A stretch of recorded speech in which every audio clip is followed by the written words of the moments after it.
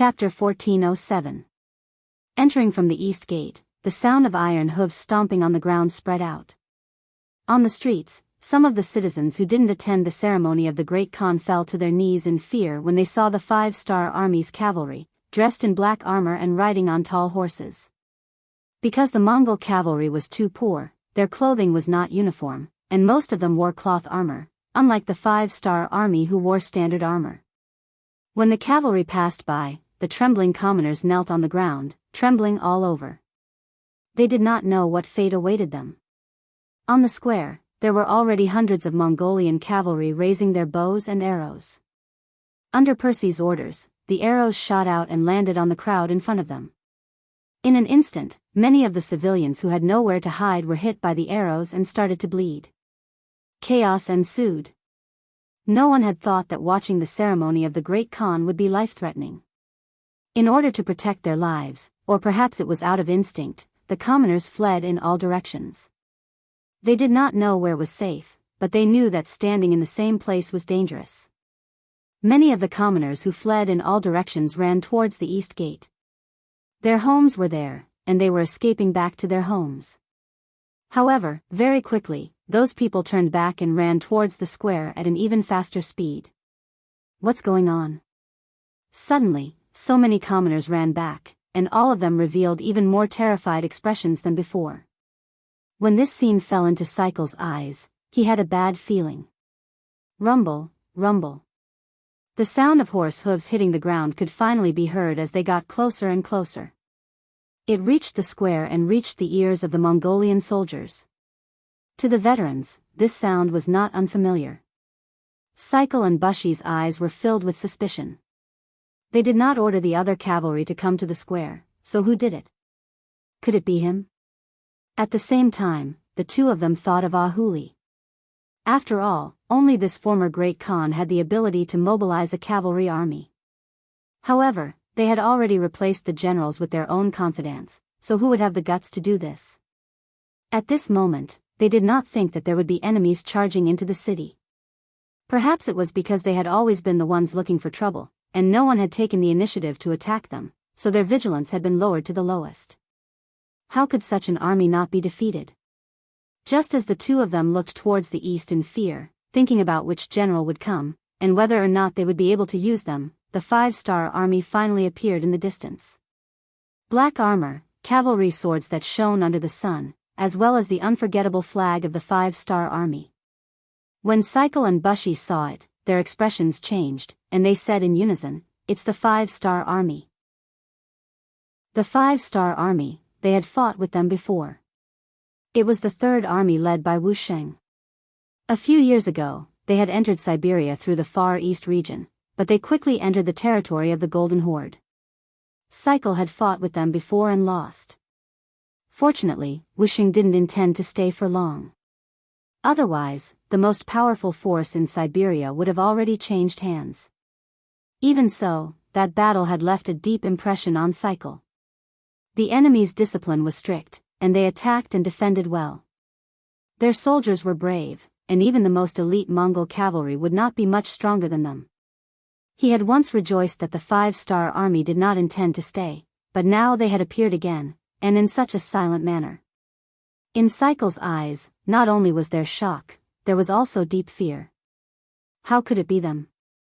Bushy recognized the other party and thought of something. His original calmness was finally replaced by panic. He was not afraid when the wizard said that he was the son of heaven, and he was not afraid when Ahuli appeared. Because in his eyes, these people could be killed at any time. But now that the 5-star Army had appeared, he finally felt fear. Especially when he saw them enter the city, the fear grew even stronger. Great Khan. Bushy turned around and asked for Cycle's opinion. He wanted to gain some confidence from Cycle.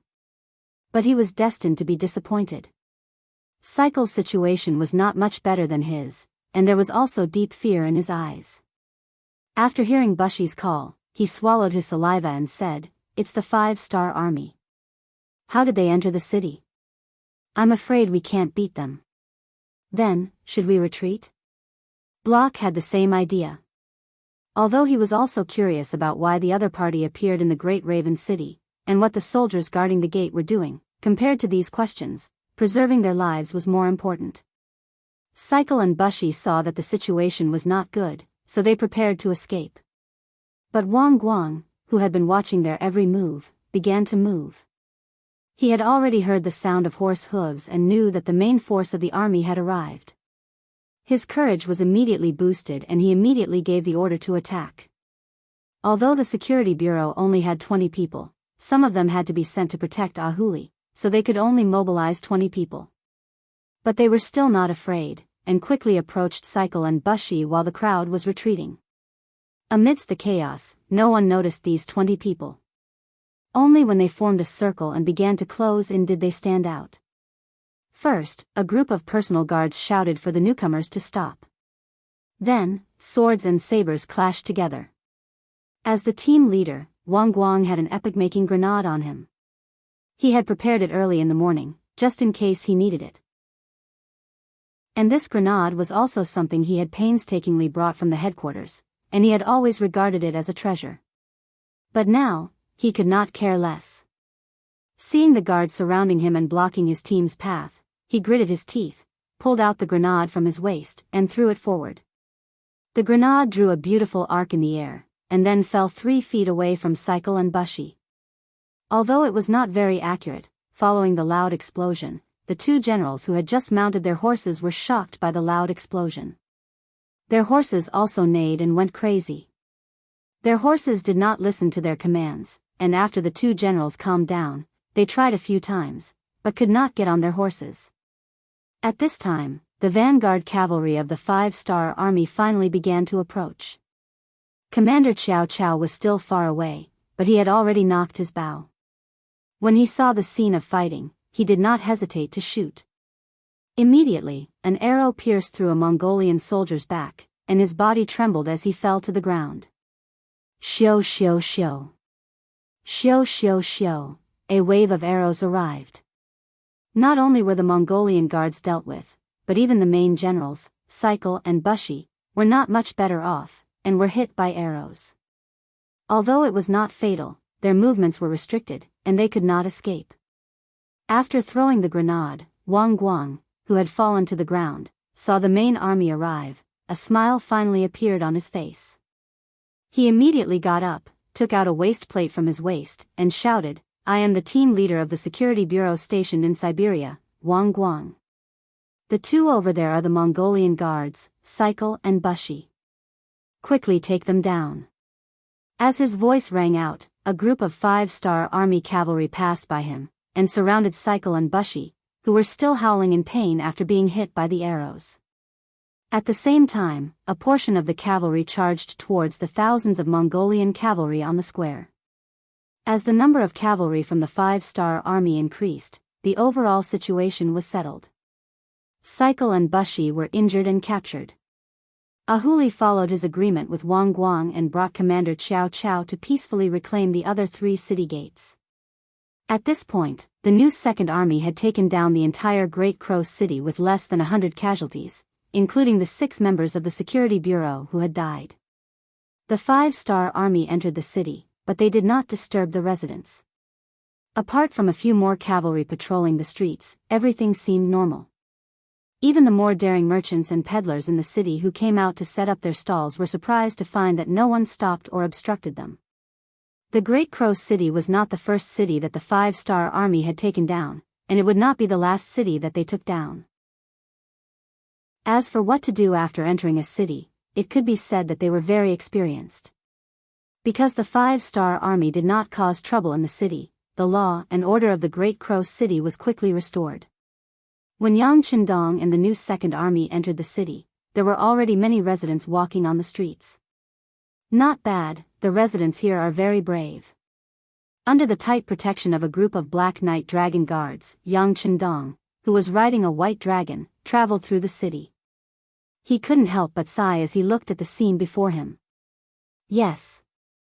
Compared to the fear that we brought to them, they are more afraid of not having food to eat. The commander of the new Second Army said. Half of his blood was Mongolian, and he was used to being cold and hungry since young. He knew that in the eyes of the poor, sometimes life was not the most important thing. Being able to eat was more important.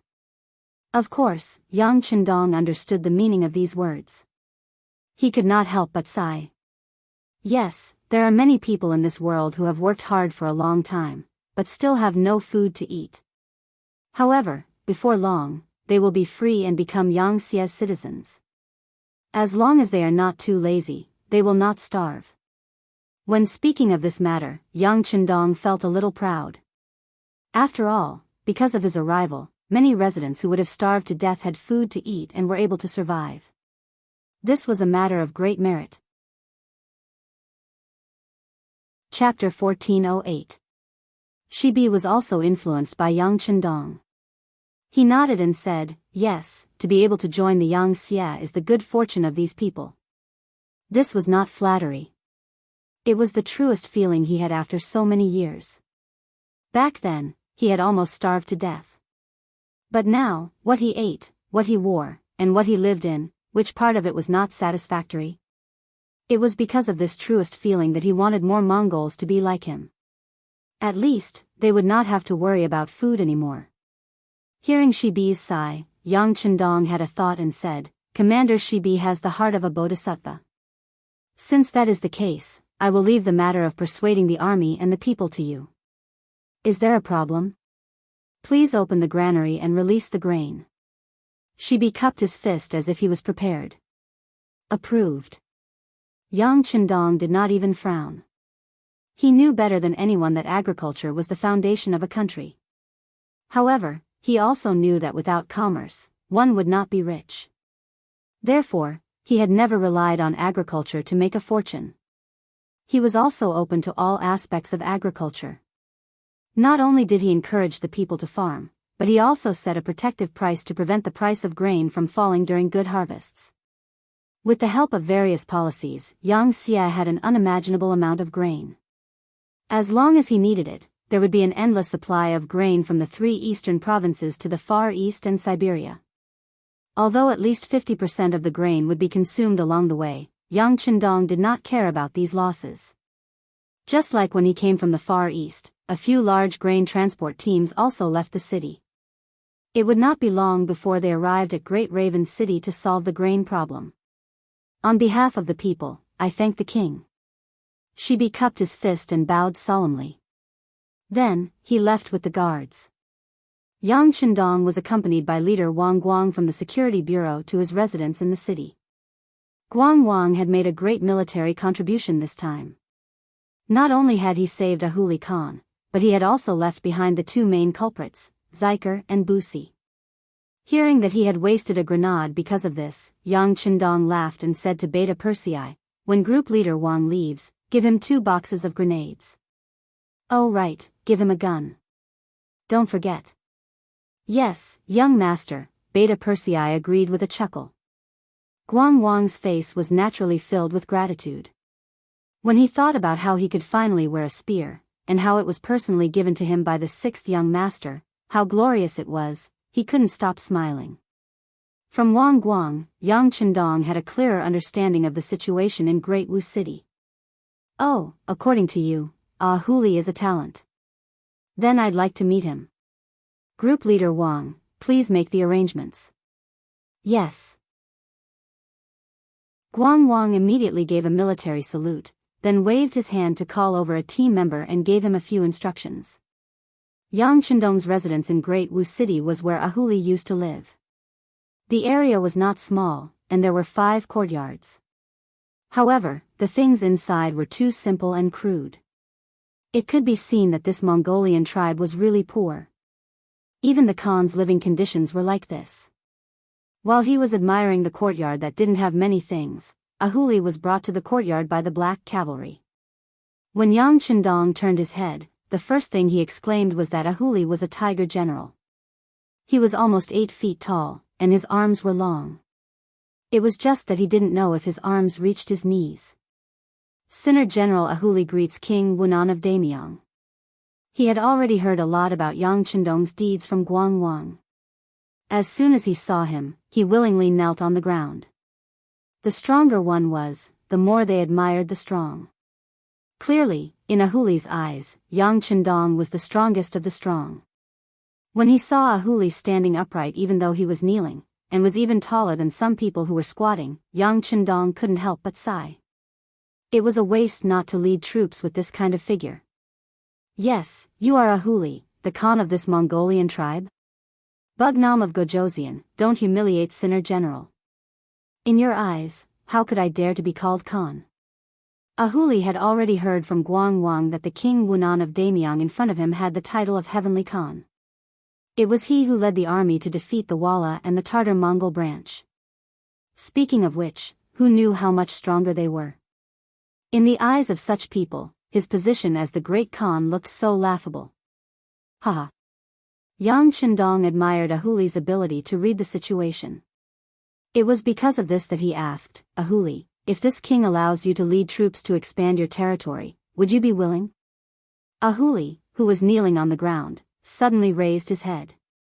His eyes widened in disbelief as he said, Bugnam of Gojoseon allows me to lead troops, but I am a Sinner General.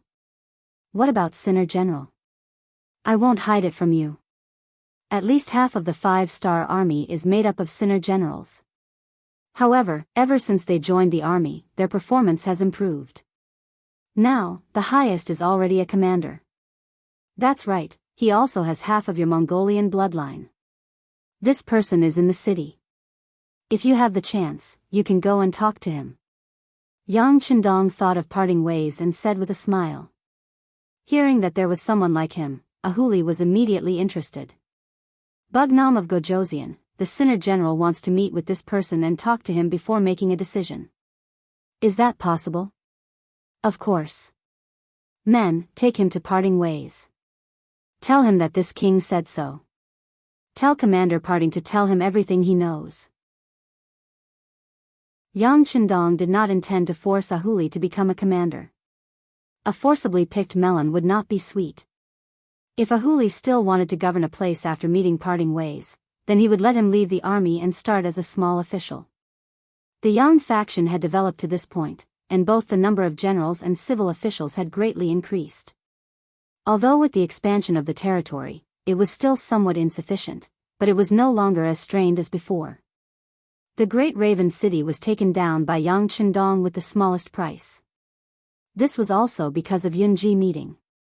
On the other hand, in Wuxi City to the north, Tianhu's 1st Cavalry Army couldn't find a suitable opportunity, so they set up their formation and engaged in a bloody battle with Hurahan. Last year, Hurahan led 30,000 iron cavalry into the Far East region and took advantage of the chaos to enter All City. However, when Yang Chendong led his army to All City, they suffered several defeats in succession. Even great General Akmu died in battle. In the end, not only did they lose All City, they only brought back 10,000 iron cavalry. With their strength greatly reduced, they became much more obedient. After returning to All City, they began to recruit new soldiers. They were waiting for the time when they were strong enough to take revenge. During this time, he was afraid that someone would cause trouble for him, so he sent a messenger to the Great Raven City to instigate a rebellion. This was also a way to weaken the enemy's strength. Hurahan was not like Ahuli. He did not know how to prioritize the common people. In his opinion, the common people would always be common people. They were only fit to be his slaves, his soldiers, and die for him. His thinking was not right, so the treatment of soldiers was very poor. As a result, the expansion of his army was not very smooth. After half a year, he finally recruited 5,000 soldiers with great difficulty. Before he could even gather enough war horses for these 5,000 new soldiers, the world's #1 cavalry army suddenly appeared. When he found out that the 5-star army was coming, Hurahan did not put up any resistance out of instinct. Under the protection of the new General Yilahan, he led 5,000 of the most elite cavalry to escape. His fighting ability was average, but his escaping ability was top-notch. Afraid of being caught, Hurahan escaped with a light carriage. His speed was not something that Tianhu could catch up to. In the end, he could only watch as Hurahan escaped from his sight. Without the protection of the Great Khan, the Mongolian army was nothing more than a pile of loose sand. When Jianghu took out the 5 cannons that accompanied the army and began to bombard the city gate, there was a loud explosion accompanied by cries and screams. The city gate was opened, and the city was in chaos. Different from the firearms of this era, they only used solid bullets. Compared to the bombs used by the 5-star army, the difference was too great. The moment the cannons exploded, many things were already decided. When the cannons blew open the city gate, it also destroyed the morale of the Mongolian soldiers. The 5-star army's cavalry was like a ferocious tiger descending from the mountain as they neatly entered the city. This allowed the soldiers and commoners in the city to see what a true elite was. After seeing the world's #1 cavalry army in high spirits and well-equipped, the commoners who originally did not have a good impression of Hulahan completely gave up on resisting. In their eyes, no matter how bad their lives were, could it be worse than having Hulahan as their great Khan? Tian, who was Yang Chendong's student, and could be considered an all-rounder. He knew that it was easier to conquer a country than to defend it. After taking over the city, he sent a telegram to Chen Bo in the Far East, asking him to send people to transport military supplies and send local officials to take over the city. At the same time, he calmed the hearts of the commoners and did the same thing as Yang Chendong, opening up the granaries to the commoners. The 2 armies unexpectedly descended from the sky, and the Siberian region quickly became part of the Yangtze's territory.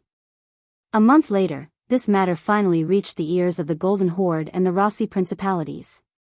After Hulahan escaped, the first person he sought refuge with was the great Khan of the Golden Horde, Aluhe Mahama. Genghis Khan's descendants had established 4 Khanates, namely the Golden Horde, also known as the Kipchak Khanate, the Chagatai Khanate, the Ajadai Khanate, and the Ili Khanate. The Golden Horde was conquered by Genghis Khan's eldest son, Joki, and grandson.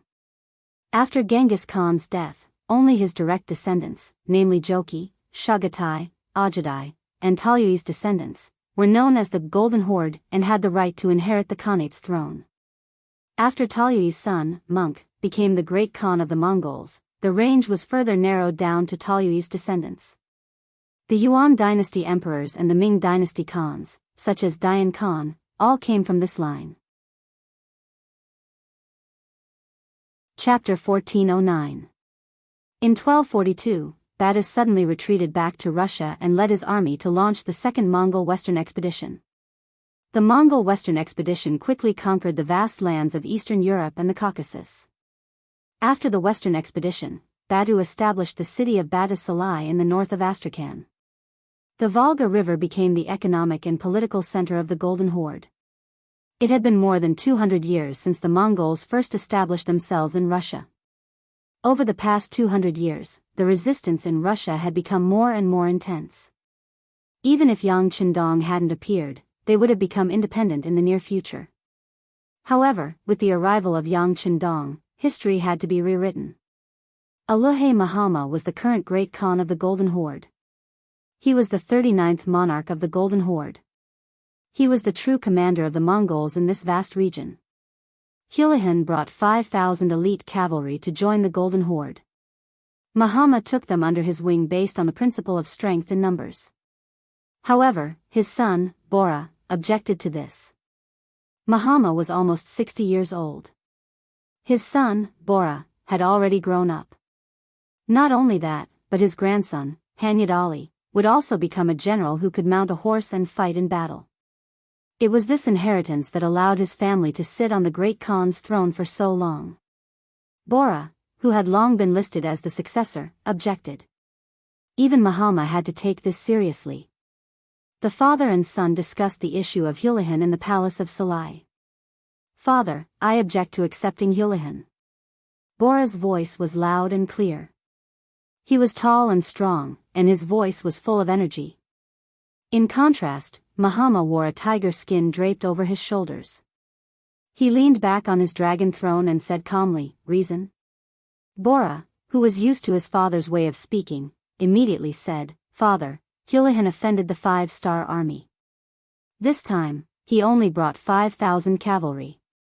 If we give up on our friendship with General Wuxia because of them, we will lose the big picture for the small." The Wuxia Bola spoke of was the commander of the 5-star army's 3rd army, Wuxia, who had arrived in this area a few years ago. When Wuxia first arrived, he was ostracized by the local forces. Not only the Mongol soldiers, but even the White Russian soldiers were not friendly to them. It wasn't until he displayed his strength, fought a few tough battles, and achieved victory that he finally received everyone's recognition. But even so, due to the short time they had spent in the Golden Horde and the long journey, it was difficult for them to obtain the support of the Yangxia headquarters. Their development was also very slow. Now, they had only established New Xia City in the northern part of the Golden Horde, and their range of activities was limited to that area. The Golden Horde's territory was a barren land to begin with, and they also had some military strength. For the Golden Horde, the gains from such a long expedition were indeed very limited, so they had been tolerating their existence. But no matter what, it was still a decent military force. Furthermore, New Xia City was not far from the Ross Duchy's territory, making it a target for the Golden Horde to rope in. They wanted to use Wuxia to suppress the Ross Duchy, which would make it easier for them to attack their opponents. This also made Wuxia's position in the Third Army higher, making it easier for him to find a way to survive in the cracks between the two sides. This was one of the Golden Horde's military strategies against external forces, and it was also recognized by everyone. But now, they had to make an enemy out of Wuxia for the sake of 5,000 Mongol soldiers. No matter how you looked at it, it was not worth it. Bora had doubts in his heart. Mahama slowly opened his eyes. What's wrong? You can't hold it in anymore? Father, it's not that I can't hold it in. It's that your son thinks that we will lose the big picture for the small. Bora's eyes were wide open, his face full of dissatisfaction. Looking at his somewhat childish son, Mahama knew that some things had to be made clear. He simply asked, Father, let me ask you. Who is our biggest enemy right now? Of course it's the Ross Duchy. Bora didn't know why he would ask such a question. Even a 3-year-old child in the horde would know this. That's right. Mahama nodded. In recent years, our warriors have been arrogant, greedy, and unambitious. They have long since lost the courage and bravery of their ancestors. On the other hand, the Ross Duchy, under the leadership of the Grand Duke of Blindness, Vasily II's nickname, has become stronger and stronger. Although they are not as strong as us, the gap between us will slowly shrink. If this continues, there will come a day when we will not be their match. They will be our greatest enemy. Bora agreed with this point. He had been working hard for this. At least his Mongol branch had changed. They had begun to practice horsemanship and strengthen themselves. But the Golden Horde wasn't just under their control. There were other branches that were also quite powerful. Their lack of effort, however, was a source of great indignation to Bowler. He always thought that if all the Mongol soldiers had followed his example, it would not be impossible for them to restore the glory of their ancestors to their former glory. Bora nodded in agreement. Mahama smiled and said, Now that we know who our biggest enemy is, what do you think we should do now that a third force has appeared? Should we pull one of them over and fight the other? Or should we watch the other two fight while we reap the benefits? Of course we should reap the benefits. Bora answered instinctively without hesitation. After saying this, he suddenly shut his mouth. Then, he thought of something and said, Father, do you mean to let Wuxia and the Ross dukedom fight while we watch from the sidelines? Mahama was very pleased that his son understood his meaning so quickly.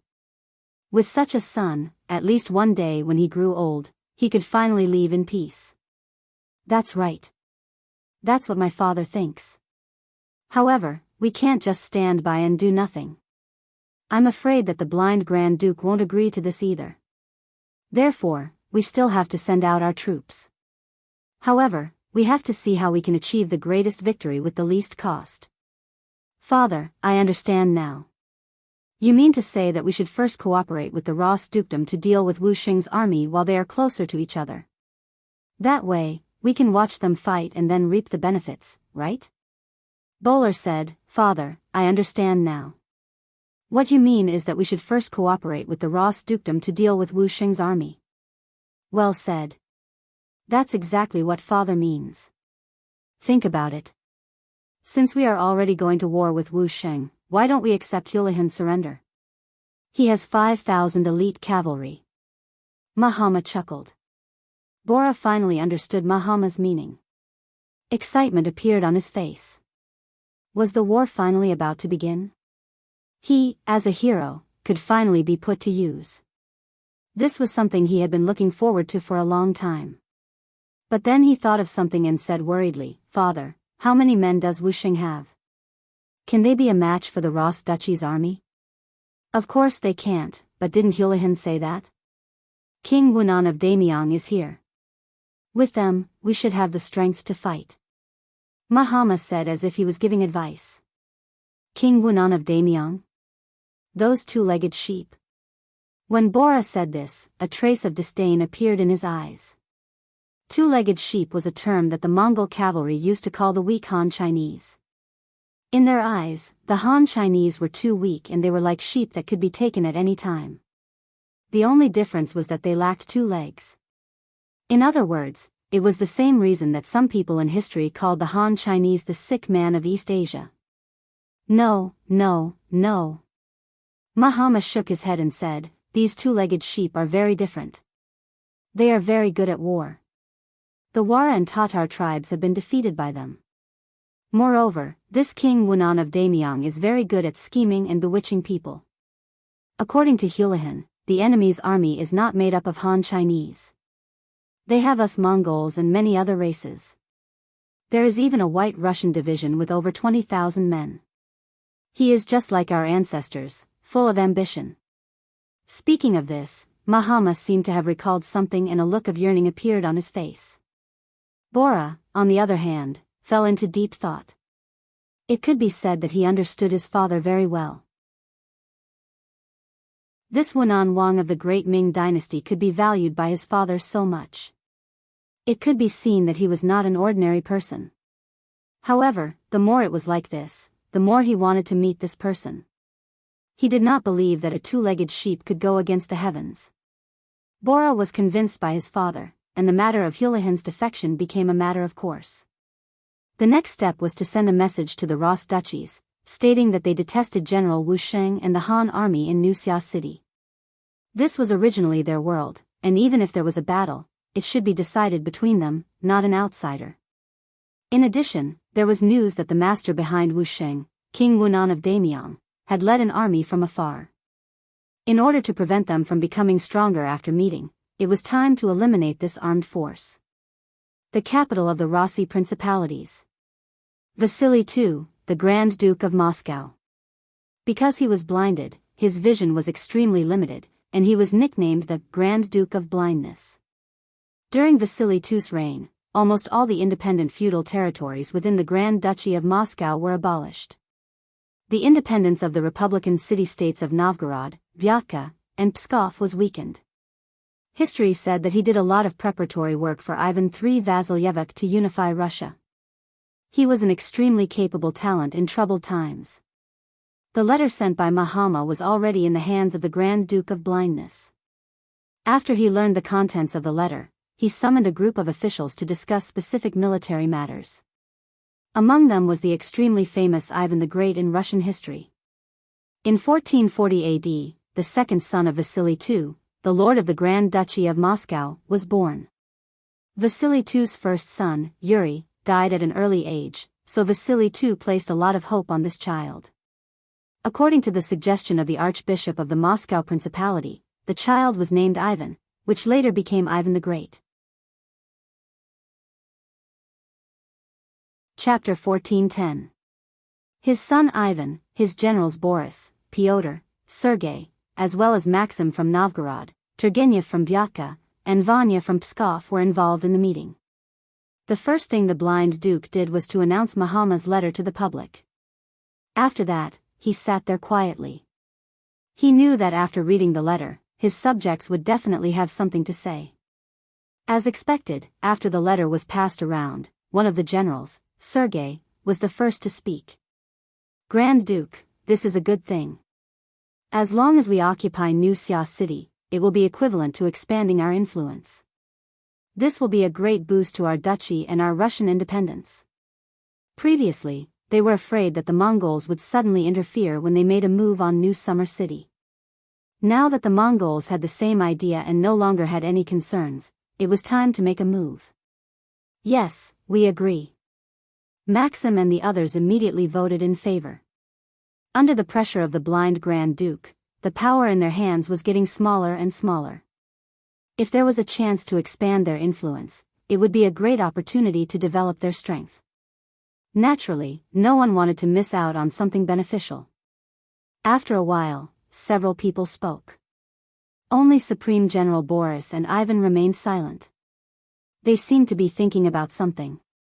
The blind Grand Duke didn't hear them say anything, so he knew that they must have other ideas.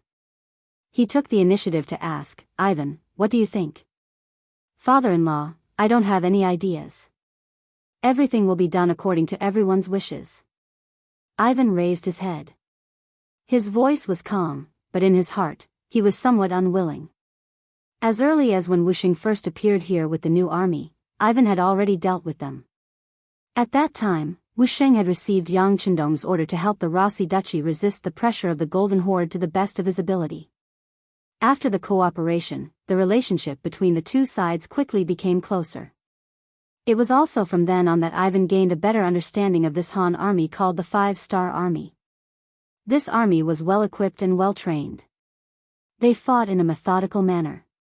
Many of their advanced military concepts were often eye-catching. Furthermore, they often cooperated with each other to deal with the military oppression of the Mongol army. Gradually, Ivan began to have thoughts of using them for his own purposes. For this reason, Ivan made a heavy promise. He said that as long as Wuxia was willing to lead the army and surrender to him, he would become one of the great generals of the Ros Duchy in the future. At that time, there would not be many people in the entire country who would have a more important position than him. With such a promise, Wuxia only said that he would consider it. At that time, Ivan was still full of confidence, but after several years, he still did not receive an answer, so he knew that the other party was tactfully rejecting him. Although Ivan was puzzled by this, he had never given up on the idea of making the other party surrender. In his opinion, the Five-Star Army was too far away, and there were many things that were beyond his reach. As long as he sincerely invited them, they would definitely be moved by his sincerity. However, the situation hadn't come to a conclusion yet. The main force of the Five-Star Army had actually arrived as reinforcements. This made him completely lose all hope of getting the other party to surrender. It was inevitable that he would feel disappointed, but he was a determined person after all. Since this path did not work, he would not think about it anymore. It was just a pity for a talent like Wuxia. Right, the main force of the Five-Star Army had arrived.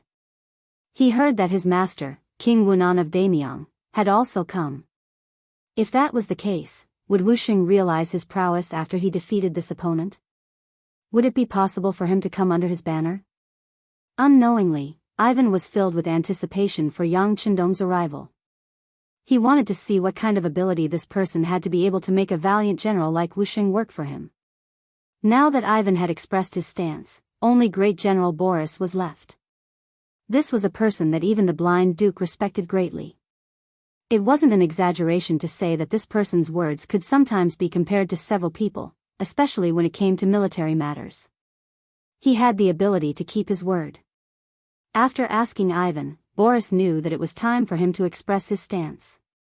He summarized his thoughts and said, "Speaking of the Han army in New Summer City, they can't be considered our friends anymore. Although they helped us fight a few battles with the Mongol army a few years ago and played a big role, as the Mongol army gradually restrained their blade rays and we continued to grow stronger, they didn't do anything for us anymore. Dealing with them is something that should be done." This meant that he agreed, but everyone knew that Boris didn't finish his words. He must have something else to say. Sure enough, Boris continued to express his stance. This time, the Mongol Khan made his stance clear and decided to make a move on New Summer City. Moreover, he intentionally sent us away.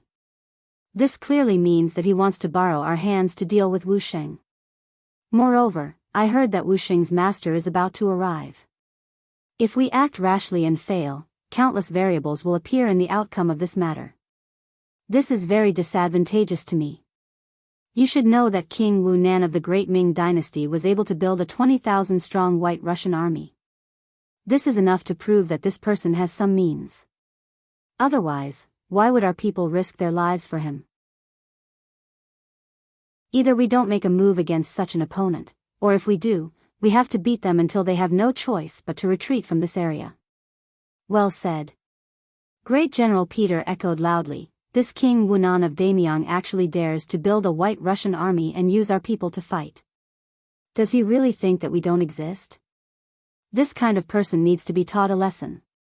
After everyone reached a consensus, a smile appeared on the face of Grand Duke Blindness, who was sitting at the head of the table. Well, since no one raises any objections, this matter will be handed over to General Boris. Everyone has to cooperate with him unconditionally. This is also a very important step in our expansion. We must win, and we must not lose. Yes, Grand Duke. Everyone at the meeting loudly agreed. Thus, a large net was spread out to target Wuxing in New Summer City. New Summer City. It was originally an abandoned White Russian tribe's old site. But ever since Wuxing brought the New Summer Army here, he had begun to rebuild it. Taking into account the raw materials, although the city wasn't very big, it was still enough to support 200,000 to 300,000 people. Standing in the courtyard, Wuxing's face had a hint of vicissitudes of life. He stood straight and seemed to be thinking about something. If one paid attention to him, they would notice that his expression would occasionally become somewhat agitated. Sometimes, he would frown deeply, as if he was thinking about some difficult problem. Needless to say, he was happy. There was already news that the sixth young master had set out from Siberia and was heading towards him. When he thought about how he hadn't seen the sixth young master for 9 years, the longing in his heart grew stronger. This feeling of reuniting after a long time naturally made him happy. But while he was happy, he was also somewhat worried. In the past 9 years, he hadn't completed his mission very well. Until now, he had only occupied an isolated city with more than 30,000 soldiers and more than 100,000 people. Due to the inconvenient transportation, Wuxing's progress in Yangtze's development would be delayed by a lot. But he also knew that in the past 9 years, Yang Qindong had built a huge empire, made a lot of contributions, and conquered a lot of territory. In comparison, his own small achievements were somewhat unpresentable. He didn't know if the sixth young master would be satisfied or angry when he saw him.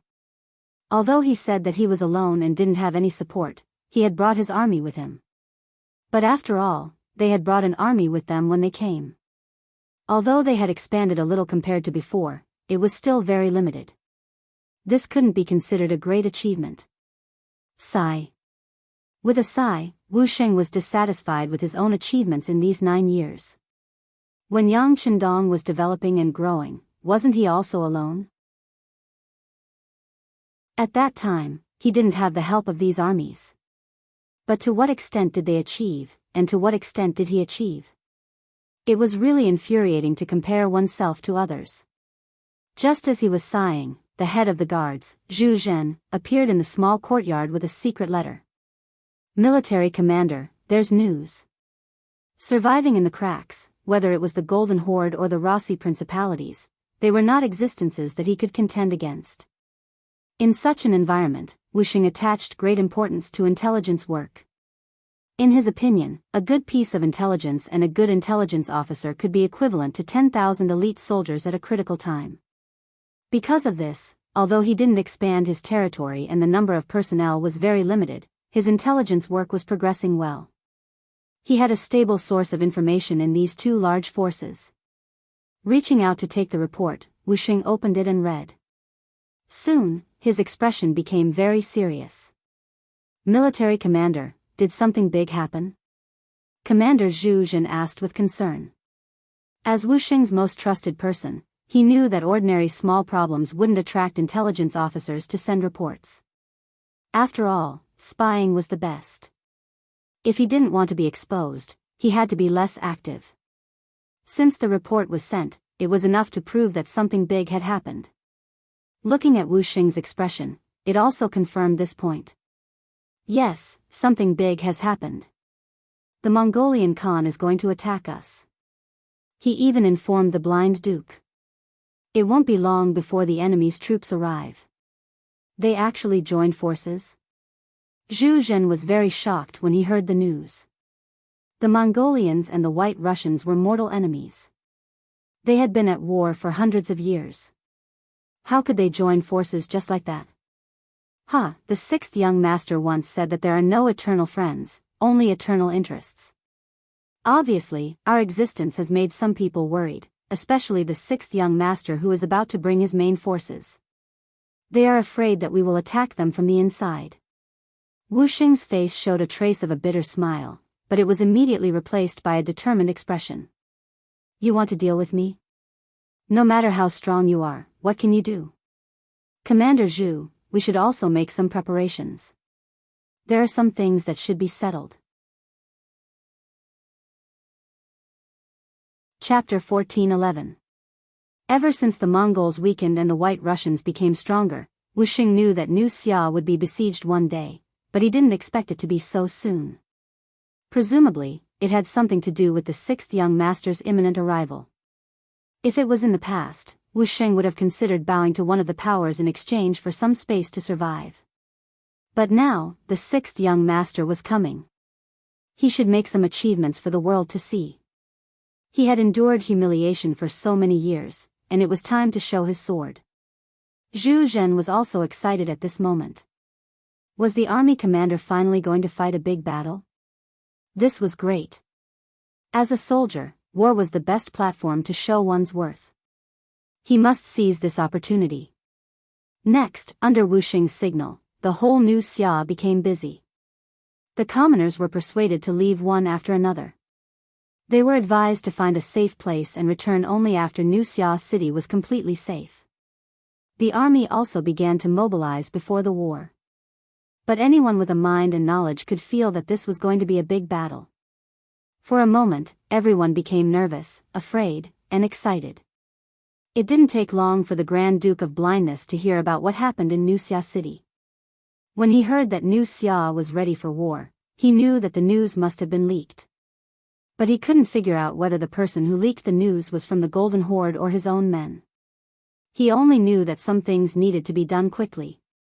He sent for his son, Ivan, to inform him of the situation. Then he asked, "How is the army's preparation?" "Father-in-law, the time is still too short. If the army is to be assembled and ready, it will take at least 10 to 15 months. Ivan didn't expect Wu Xing to get the news so quickly. His face couldn't help but turn ugly. "No, it's too long. We can't wait. How about this, isn't Kashgar the closest to New Xia? Let's mobilize troops from there first. In a while, take my order to Biyao and send troops from there. Don't ask to take the city immediately, just entangle their main force." The blind duke shook his head. The opportunity was fleeting. Since the enemy was already prepared, they couldn't wait any longer. Otherwise, the situation would change even more as time passed. Bowler also knew that his father-in-law was right. He was also worried that the Han reinforcements wouldn't arrive as time passed. If that was the case, then it would be troublesome. He immediately gave the order to go. At the same time that the Ross Empire made the decision, the Golden Horde also sent a light cavalry of 30,000 men from the northernmost Biyao to New Xia. The two armies, one in the west and one in the south, vowed to destroy Wu Xing in New Xia. During this period of time, the evacuation of the civilians in the city was basically completed. When Wu Xing saw that there were no longer any civilians on the originally bustling streets, he knew that it was time to abandon the city.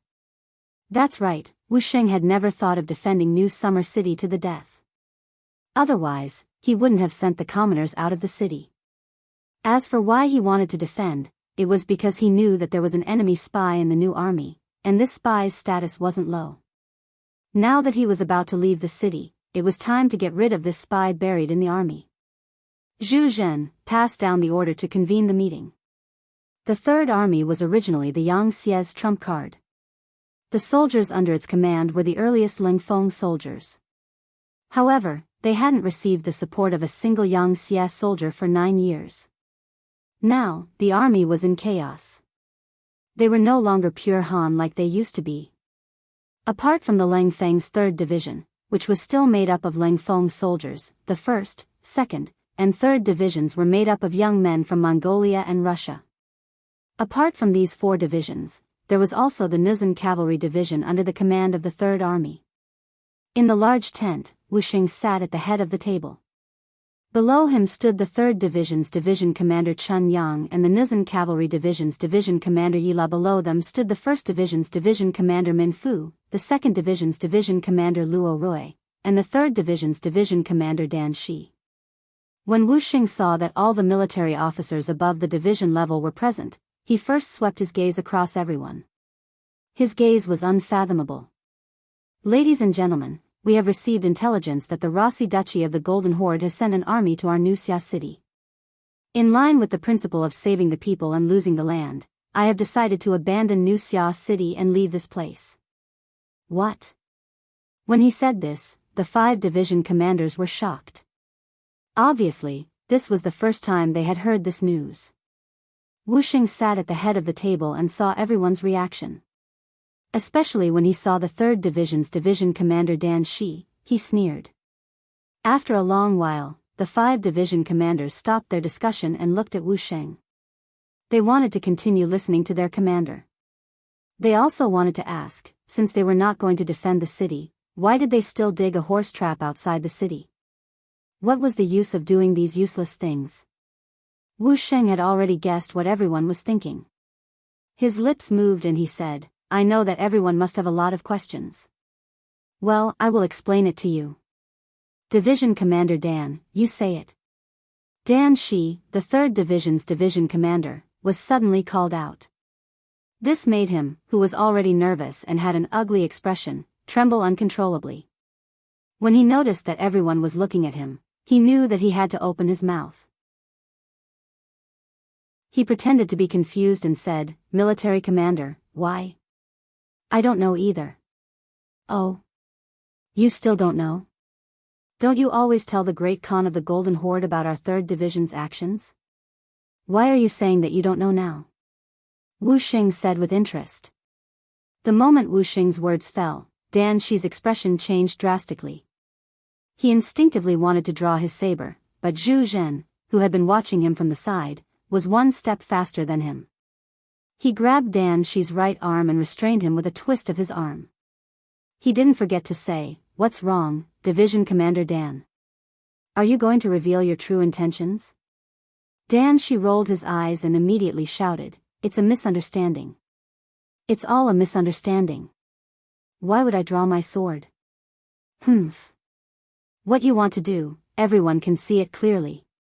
Do you think you can still quibble at this time? Men, take him away.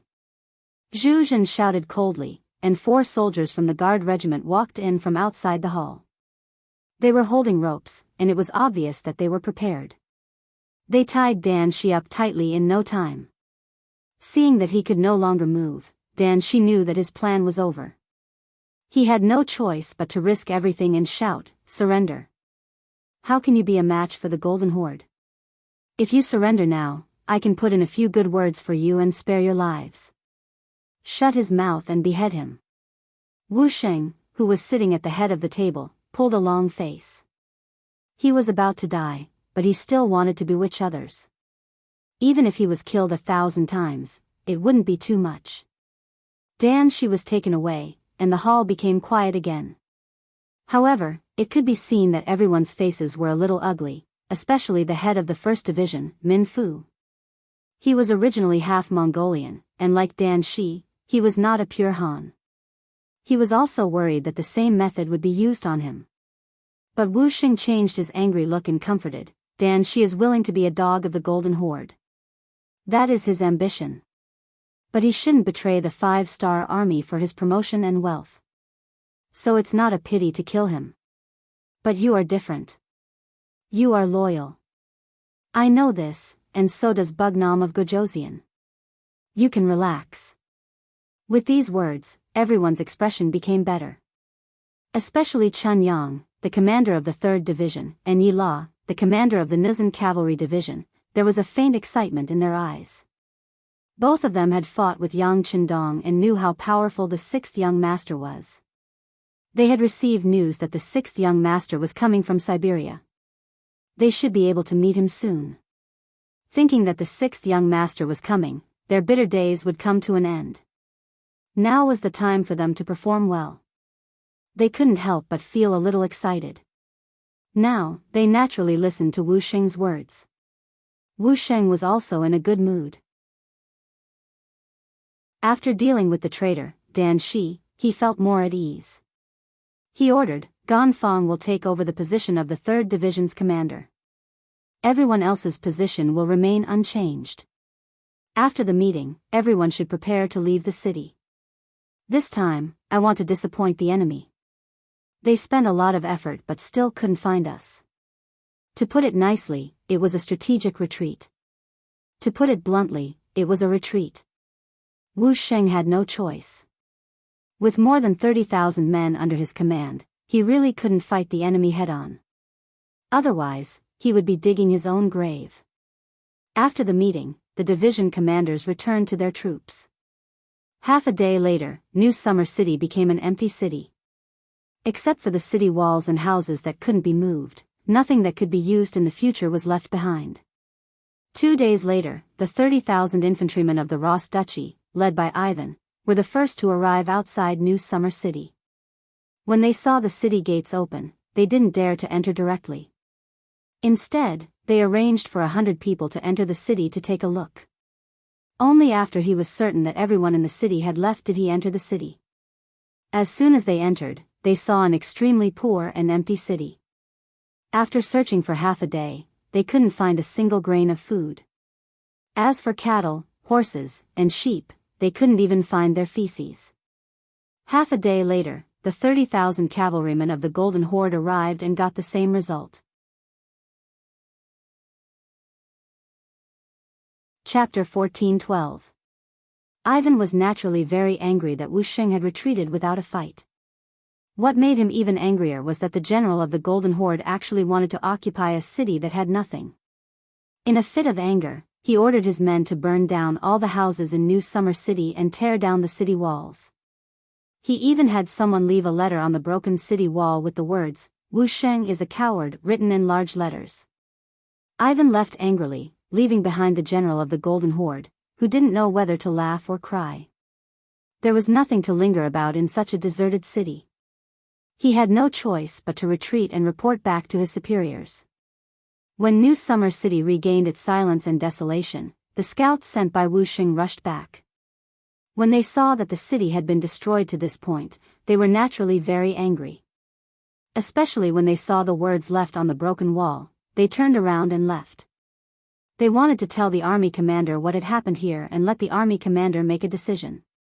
In the forest not far away, Wu Sheng met the scouts who had returned to report and learned of what had happened in New Summer City. His eyes immediately turned blood red. He was very angry. The destruction of the city meant that his years of hard work had been destroyed. How dare they call him a coward? Did they really think that he couldn't do anything to them? Gather all troops. Target Toph City. Set out. Wu Sheng decided to give them a taste of their own medicine. Although he didn't have the strength to attack a strong city, he had no problem dealing with a few small cities in the Ross Duchy. As long as he was fast enough and retreated in time, there shouldn't be any problems in terms of safety. The army commander made the decision. Although the division commanders thought that it was a little hasty, there was no such military plan before. But when they heard that New Summer City had been completely destroyed, they were all angry. No one tried to persuade the army commander, so they decided to take revenge. Toph City was about the size of a county. It was the northernmost city of the Ross Duchy. There were no more than 1,000 soldiers stationed here, and only about 20,000 civilians. A small city like this had neither resources nor wealth. Very few people would take a fancy to it. Therefore, when Wu Sheng appeared outside the city with more than 30,000 cavalrymen and entered the city without much effort, the people here either ran or fled. Those who couldn't escape would simply close their doors and hide in their homes, not daring to make a sound. Only a few people were injured, and they were injured by the Ross Empire's muskets. However, they were able to take over Toph City. This made Wuxia and the others feel less angry. Seeing that it was getting late, they decided to rest here for the night. They would also rob the city's storage of food and leave the next morning. It had only been one night, and there was no prior plan for this operation. Presumably, even the Russian Empire would not be able to find out about his goal. Wuxia, who was very confident about this, found a relatively large courtyard and went to sleep. In the middle of the night, the sound of galloping horses could be heard. The head of the guards, Zhu Zhen, pushed open the door and entered. He said with a panicked expression, "Military commander, something bad has happened. There are many people outside the city and they have surrounded us." "There's such a thing?"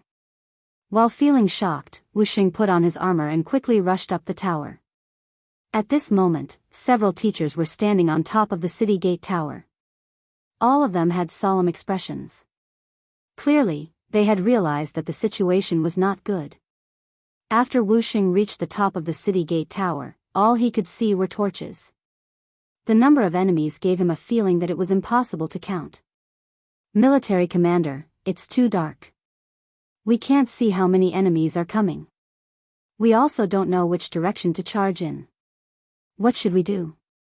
3rd Division Commander Chunyang walked over and asked for military orders. Wuxia was not a god. If others couldn't see clearly, he naturally couldn't see clearly either. However, as a military commander, he still had the calmness that he should have. "Don't panic. We'll deal with whatever comes our way. Since we've been surrounded, we won't be able to figure out if there's an ambush outside. We might as well stay here and wait for reinforcements to come and rescue us. When the time comes, a bad thing will turn into a good thing." Although he said it so confidently, it frightened the other teachers.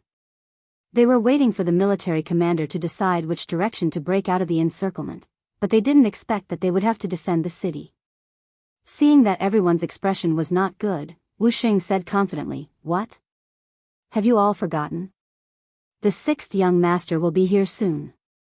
As long as we spread the news, it won't take long for reinforcements to arrive. We are no longer homeless children, rootless duckweeds." "Yes, yes." Chunyang nodded. "Then we'll defend the city. There's a lot of food in the city. We can hold on for a while until the 6th young master arrives. That will be the time for us to take revenge." Division Commander Yi Dai was also excited. As high-ranking officers who joined the 5-star army early on, they all treated Yang Qindong like a god. It was as if as long as the 6th young master arrived, there was nothing that couldn't be solved. Since the 2 teachers had expressed their opinions, the other 3 teachers couldn't say anything. Although they didn't know why everyone was so confident, the discipline in the 5-star army was strict. Once the military commander gave an order, everyone had to follow it. Otherwise, they would be beheaded. Seeing that everyone agreed, Wuxia said, "If that's the case, then send someone out to deliver the message. We have to inform the 6th young master as soon as possible." Is Vice Division Commander Lu Dai here?" "I am here." The Deputy Division Commander of the Nuzhan Cavalry Division, Lu Dai, stepped forward. "The 6th young master knows about you. This time, you'll be the one to deliver the message. Don't worry, you'll only take a few people out. They'll only treat you as a decoy and won't chase after you. Remember, before we find the main force, we can't rest for a moment. The hope of the 3rd Army is all on you." Wuxia walked up and patted Lu Dai's shoulder. "Yes." Lu Dai felt a lot of pressure. He saluted and repeated, "Please don't worry, even if I die from exhaustion, I won't rest for a moment before we find the main force."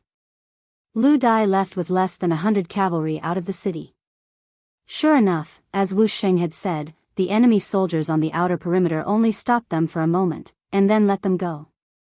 With the help of the enemy's torches, Wuxia heaved a sigh of relief when he saw that Lu Dai and the others had broken out of the encirclement. He then confidently said to everyone, "Leave a small group of people behind to guard the city. The rest of you can go back and sleep. Don't worry, it's so dark. We can't rush out and the enemy won't rush in. Being able to remain calm even if Mount Tai collapses in front of you was the style of a general. On this point, Wuxia had done it. In fact, his heart was not as calm as it seemed on the surface. He did not know where Yang Qindong had gone with the main army, nor did he know if Lu Dai could find them.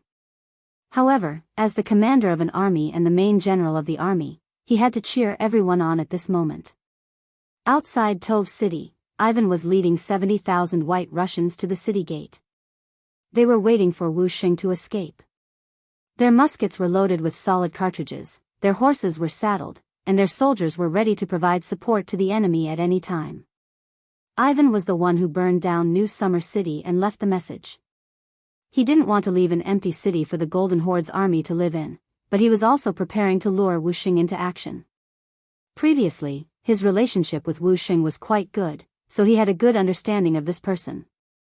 He knew that such a hot-blooded man couldn't be provoked. So after he left New Summer City, he sent out a large number of scouts to keep an eye on these small cities. His intuition told him that Wuxia wouldn't let this go so easily. Sure enough, just as he met up with the 50,000 reinforcements sent by the duchy, he received a report that the Third Army was spotted outside Tove city. Immediately, he rushed over with his army and blocked the way. Ivan was satisfied, but he didn't let his guard down. After all, it was night time. The enemy couldn't see him, and he couldn't see them either. So he immediately ordered his men not to attack unless they had his orders. He had to wait for the New Summer Army's main force to leave the city before attacking. Because of this order, Lu Dai and his cavalry weren't troubled too much when they left. But after half a day, they still didn't see any movement in the city.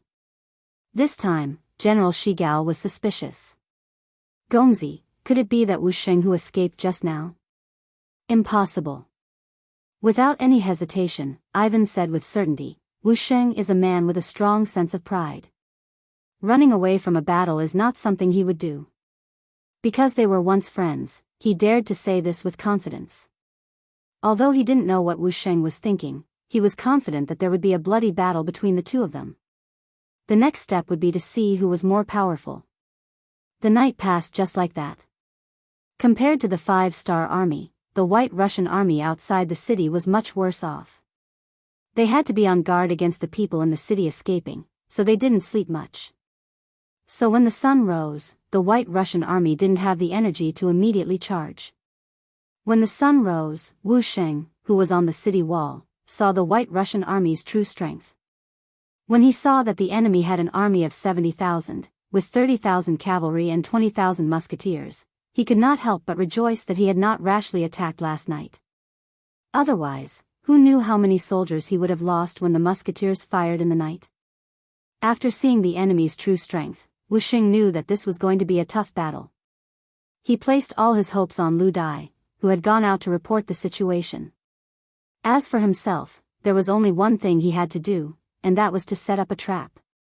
For example, the White Russian army didn't immediately attack the city. This was what he wanted. He ordered his soldiers to defend the city well. There was no need to provoke the enemy. Then, he went to check the city's warehouse. He had to calculate carefully to see how long the city's rations could last and how long he could last. He also wanted to see how much kerosene, wooden sleepers, and bows were left to defend the city. If they weren't complete, he would have to demolish the houses in the city. Chapter 14:13. A country may be big, but a warmonger is bound to die. At this time, although the Yang faction was incomparably powerful, the pace of expansion was a little too fast. Just the external forces alone were divided into 3. Along the way, there were battles between the Ili region and several other countries. Hundreds of thousands of cavalrymen and infantrymen were mobilized there. Just the amount of food needed to feed the men and horses every day was not a small number, not to mention the fact that there were always deaths in war. Those who were injured needed money to be treated, those who died needed money to be buried, and those who died needed to be compensated. The second front was the sea. There were hundreds of thousands of soldiers, hundreds of ships, and thousands of cannons.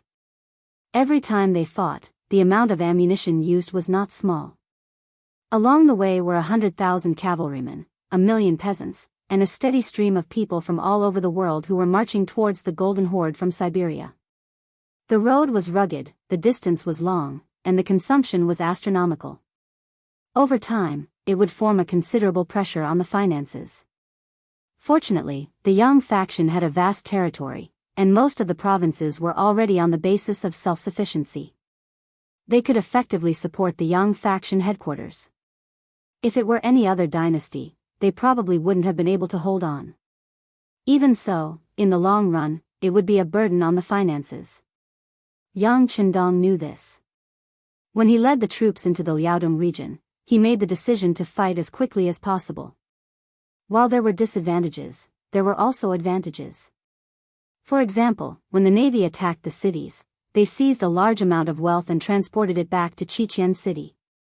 There were not only gold and silver, but also a large number of minerals that Yang Xie needed. This income had exceeded the cost of the navy. This was a good start, and it also made many people in Yang Xie realize how useful the sea could be. It was because of this that no one openly questioned Yang Qindong's expansion. Even if someone said something, he might not care, and it would not affect the morale of the army. But it was good that nothing happened. There was also the silver mining in Shaowei province that was starting to show results. As more and more silver mines were discovered, the mining team mobilized hundreds of thousands of people. The amount of silver mined every day was not a small number. For this reason, Yang Xie's treasury was greatly supported, and the pressure of needing money was not as great. As Yang Qindong thought about this, a smile appeared on his face. He had just received a piece of news that made him happy through the telegram. Feng Ke's research team in Crimson City, after he went back to teach them last time, had finally rushed out the first true steam engine. This was all thanks to the engine prototype that Yang Qindong had proposed, and after pushing it back, the experiment was finally successful. Historically, in 1679 AD, the French physicist Denis Barbin built the first working model of a steam engine after watching steam escape from his pressure cooker. His contemporary, Samuel Moran, also proposed the idea of a steam engine. Now that they had appeared more than 200 years earlier, Yang Qindong did not dare to imagine how great of an advantage they would have. Although the vacuum steam engine was now used to pump water into the mine, the principle was that after steam was introduced into the cylinder, the valve was closed, and then cold water was poured into the cylinder. When the steam condensed, it created a vacuum. The air pressure on the other side of the piston pushed the piston. In the mine, a rod that went deep into the shaft was connected to drive a pump. The movement of the steam engine's piston was transmitted through the rod to the pump's piston to pump water out of the well. But no matter what, there was still a steam engine. If there was one, there would be two. He saw hope. To the people of the future, this thing was not complicated. To put it bluntly, a steam engine needed a boiler that boiled water to produce high-pressure steam. This boiler could use wood, coal, oil, natural gas, or even combustible garbage as a heat source. The steam expanded to push the piston to work. Once the steam engine technology matured, it was widely used in power stations, factories, locomotives, ships, and other fields. It was especially used on warships as the only prime mover at that time. After the telegram was sent, Yang Qindong was excited and happy for a while. He knew that with the steam engine, whether it was mining or other fields, the efficiency would increase a lot. This was the beginning of real industrial development. He personally wrote a telegram praising the research team led by Feng Ke. He also gave a large reward and a second-class medal to show their merit. Yang Xie had a total of 7 medals, representing 7 different merits. From low to high, they were iron, bronze, silver, gold medals, third class, second class, and the highest level, first class medal. These medals were not only a symbol of status and honor, but they could also be used to exchange for large amounts of money and land with the Yang faction. In times of crisis, they could even save one's life and had some of the effects of the death exemption medal. This was a good thing that everyone in the Yang faction wanted, especially a second-class medal. As a second-class medal, it could probably be used to offset any mistakes other than those that committed a rebellion. This was the first time such a medal was issued, and Feng Ku was the first recipient. It was clear that Yang Chendong valued him highly. It was also clear that technology was the #1 development force. Who knew how many people were envious and jealous of him? At the same time, Yang Chendong also asked the other party to build more steam engines and continue to improve them, so that they could be a great help to Yang Xie's development. In a good mood, Yang Chendong, who was riding on the white dragon, had a smile on his face. It wasn't until another telegram was sent in front of him that his good mood was broken. The telegram was sent by the commander of the world's first cavalry army, Jianghu. It said that the cavalry scouts he sent out met the deputy division commander of the Third Army, Lu Dai, at the border between the Ural region and the Northwest region. He learned from Lu Dai that the Third Army was besieged in Tove City and was waiting for reinforcements. Lu Dai didn't disappoint Wu Sheng. He led less than 80 cavalry out of the encirclement and ran for 3 days tirelessly. Along the way, many people fell behind and many died of exhaustion on the way to deliver the message. Finally, when Lu Dai was tired and hungry, he finally met the scouts of the world's first cavalry army and was able to send the message. This telegram didn't only say that Wu Sheng was besieged, it also said that the Golden Horde and the Ross Duchy were very hostile towards the 5-star army. Yang Chendong didn't expect that because of his sudden appearance, the two feuds would temporarily join forces. This wasn't a good thing for Yang Chendong, who was an outsider, and he couldn't allow this to happen. If they join forces, then cut them off. Send a telegram to Commander Tianhu to rush to Tove City at all costs to save Wu Sheng and the other soldiers. At the same time, order my army to speed up. We will quickly give the Golden Horde a fierce blow. Tell them that this king is here. Yang Chendong said with an unfriendly expression. He always believed that if you offend me, I will pay you back. Many times, he even took the initiative to look for trouble. Now, how could he back down just because these two forces joined forces? Moreover, this so-called alliance, in Yang Chendong's eyes, was more of a sign. He didn't believe that they would really care about each other's survival. They probably wanted each other to die early. This was his chance to destroy them one by one. After the telegram was sent, Tianhu saw the contents and his expression brightened.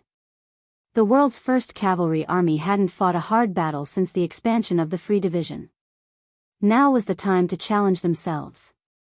As the commander, Tianhu had always wanted to prove that Yang Chendong's choice was right. This expansion of the army not only greatly increased the number of soldiers, but also the strength of the army.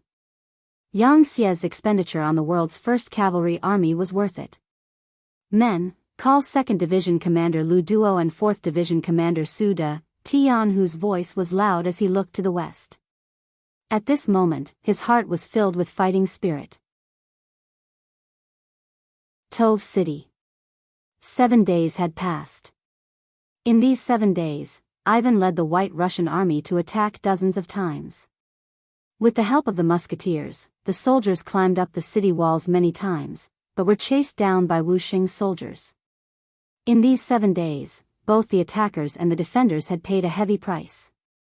Tove City was also riddled with holes and looked like a fragile egg. Especially with the White Russian army's cannons in place, the attack would probably start tomorrow. In history, the reason why Ivan was able to succeed his father and lead the Russians to defeat the Golden Horde and achieve independence was because of the importance of their firearms. Otherwise, in terms of cold weapons, who would be a match for the Mongolian cavalry? At this time, the Rossi Duchy had bought many firearms from the West and had built some factories to develop firearms. In history, they were a military power, but now they were just in the embryonic stage.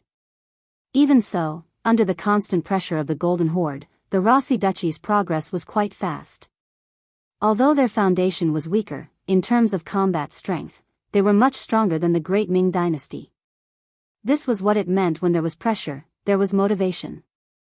Relying on the flintlock in his hand, Ivan didn't suffer much during the siege, and it was only a 1 versus 2 battle. As the cannons were sent to the front line, one could imagine that the initiative was completely in his hands. As expected of a general, you actually forced me to this point. General Wu, tomorrow I will not hold back. Ivan stared fiercely at Toph City, which was 2 miles away, with his large, spirited eyes. After that, he turned around and left. He admired Wu Sheng and gave him absolute respect, which was to attack with all his might. Even so, he still let Wu Sheng defend the city for 7 days. Ivan could not help but sigh at Wu Sheng's strength. However, he knew that with the appearance of firearms, individual bravery was no longer important. Tomorrow, he would definitely break into the city. At that time, he would give Wu Sheng a chance to return to his side. Otherwise, he would have to kill him. Chapter 14:14. As the future Ivan the Great, he had an extremely firm belief. In his eyes, there were only 2 kinds of people. One was to be used by him, and the other was to be killed by him. It was because of this potential that he was able to create such glory and become the first person to achieve complete independence in the Russian Empire. On the city gate tower of Toph City, Wu Sheng heaved a sigh of relief when he saw the Russian army retreating again before dusk. However, his face did not look relaxed. The Third Army was able to hold on until now only because they were defending the city and Yang Chendong was coming. These gave them the belief to hold on. However, only Wu Sheng knew that the Third Army was already at the end of its rope. The rations in the city were running out, and the soldiers were exhausted after 7 days of continuous fighting. More importantly, they had long lost contact with the outside world. No one knew if Lu Dai had passed the news of them being surrounded to the main army, or even if he had found the main army, no one knew. It could be said that they were holding on because they did not know what was going to happen. Once the city gates were breached, they would be able to breathe a sigh of relief. It would probably be the time for the army to be defeated. Wu Sheng raised his head and looked to the east. There was a glimmer of hope and determination in his eyes. He had already made a decision. If the reinforcements could not arrive in time, he would shed his blood in Toph City to repay Yang Chendong's kindness. This might be the last thing he could do. Commander, the scouts have discovered that the Russian army's artillery has entered the camp. The battle tomorrow will be much more dangerous. The Nuzhan Cavalry Division requests to join the battle. Just as Zi Wusheng was lost in his thoughts, Commander Yella walked to his side and gave him a standard military salute before speaking in a decisive voice. The Nuzhan Cavalry Division was a group of veterans who had followed Wusheng all the way from the first city. At that time, it was only a cavalry division. Later, as the army continued to expand, it was upgraded. In the past 9 years, there were not many veterans left in the division. Most of them had died in the war, but their combat power had never decreased. Soldiers who grew up in the flames of war had always been brave and fearless. It was because of the Nuzhan Cavalry Division's combat power that Wu Sheng did not send them up the city gate tower, no matter how difficult it was. Since they were the most elite cavalrymen, of course, they would only be able to display their advantage if they were mounted on war horses. Wu Sheng's lips moved, but in the end, he nodded and agreed. He knew that this was the last moment. Just like how Yi Fan understood him, he also understood his opponent. This was a ruthless person who would never give any opponent a chance to breathe. All right, it's approved. Yes, General. Yella saluted again, then turned around and left. Wu Sheng's eyes moistened as he watched the Nuzhan's resolute footsteps gradually disappear into the distance. He knew very well that the Nuzhan Cavalry Division only had a little more than 8,000 people, and the White Russians still had 20,000 cavalry that had not moved. The White Russians were tall and strong, and they had immense strength. It was not guaranteed that they would win in a one-on-one battle. The ratio was close to 3-1, and the outcome of this battle was precarious. However, he had no other choice. If he didn't let the Nuzhan Cavalry Division charge out now, once the city was breached, the advantage of the cavalry would be greatly reduced. That would be a huge loss. Looking at Lu Dai's departing figure, Wu Sheng knew that he might not return this time. His mood instantly became much more downcast. That night, both the Third Corps and the White Russians had a good night's sleep. They knew that the final battle would be tomorrow, and they had to use this opportunity to recuperate and preserve their strength for tomorrow's battle. However, on a mountain path a few hundred li away, a group of 20,000 cavalrymen was galloping quickly with 3 horses each. Under the limited moonlight, the cavalrymen were racing against time. They came like the wind and left like lightning, heading straight for Tove City.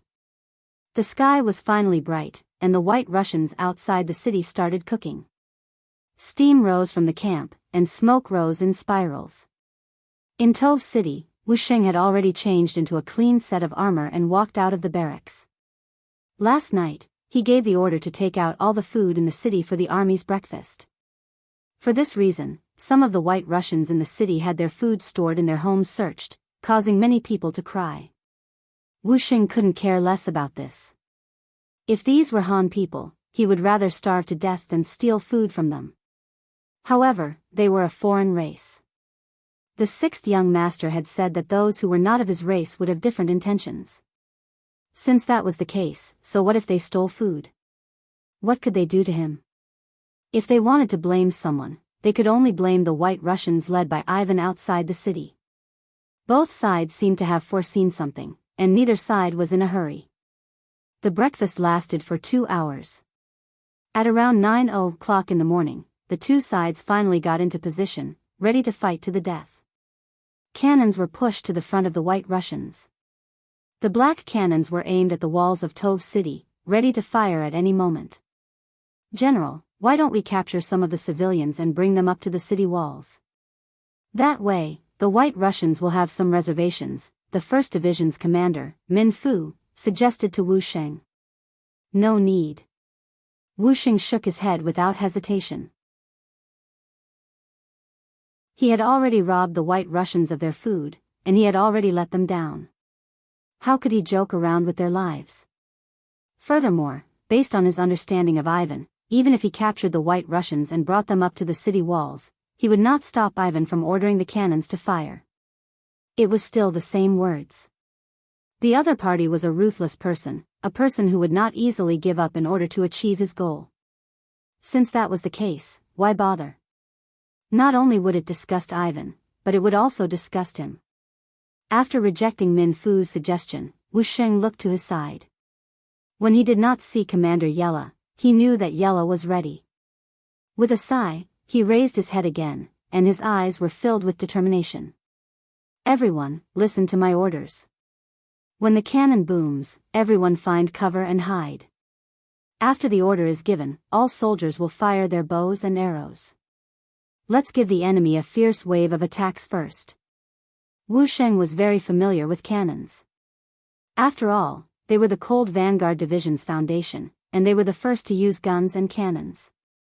However, in the past few years, they had not received any support, and the Type 95 had run out of ammunition.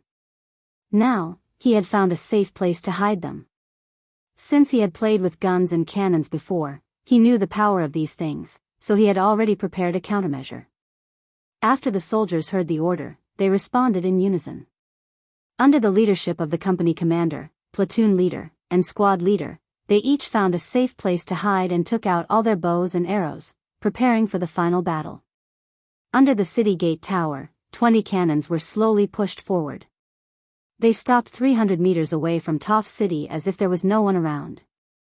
Some of the cannons of the White Russians were made by themselves, and some were bought from Western merchants.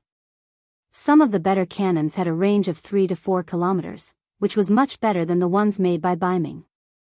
However, Ivan still gave the order to push the cannons to a distance of 300 meters. He did not want to create enough psychological pressure for the 5-star army to defend the city. After the 20 cannons were placed, Ivan rode on his horse and shouted from the middle of the army, giving the order to fire. Boom boom boom. Boom boom boom. The cannons shot into the sky and quickly landed on the city walls of Tove City. Immediately, a series of earth-shaking sounds could be heard. Then, rocks flew everywhere from the explosion. Pieces of the city walls also began to peel off, falling everywhere. Smoke and dust filled the sky, and the ground shook. At this moment, the 3rd Star Army could only hide and take the hits. They did not have the strength to fight back at all. The commander of the Wuxia army hid in a safe bunker. His face was dark the whole time. He thought to himself hopefully, just you wait. When the sixth young master comes, he will show you what a real cannon is. When that time comes, I hope you can still be so arrogant. It was as if he was chanting scriptures in his heart. After about half an hour, the sound of the cannons finally stopped. Wuxia opened his eyes and shouted, "The enemy is about to attack the city. Everyone, prepare your bows and arrows." Under the city walls, after the sound of the cannons, the White Russians began to attack. In the previous cannon fire, not only did more than half of the city walls outside Tove city fall off, a part of the city walls also collapsed. This was a city wall made of mountain rocks. There was no cement to adhere to it, so it was indeed much worse in terms of sturdiness. There was a serious gap in the city walls, and the White Russians moved forward along the collapsed corner. The White Russians at the front were soldiers with shields in their hands. They were preparing to defend themselves against an attack from arrows. Fire! As Commander Wuxia shouted from the top of the city gate tower, tens of thousands of arrows were released. Countless arrows appeared from the sky and fell to the ground. The shields were effective, and in a short period of time, countless shields were pierced by arrows. One White Russian soldier after another fell to the ground due to the lack of protection, or some of the people who had been hit by arrows were howling on the ground. However, this was not enough to stop the battle. Even more White Russian soldiers raised their muskets and swords and charged forward. War was cruel, and this was especially true. When a large number of White Russian soldiers took advantage of the opening and rushed up the tower, the most brutal close combat began. One side wanted to rush up the city walls and occupy this place. The other side wanted to defend this place and not allow anyone to rush up. When their goals were in conflict, the only thing that mattered was who had the bigger fist and who had the final say. On top of the city walls, after a large number of White Russian soldiers swarmed in, many soldiers from the 5-star army also charged out. They held swords, sabers, and spears in their hands as they charged at the White Russian soldiers who were much taller than them.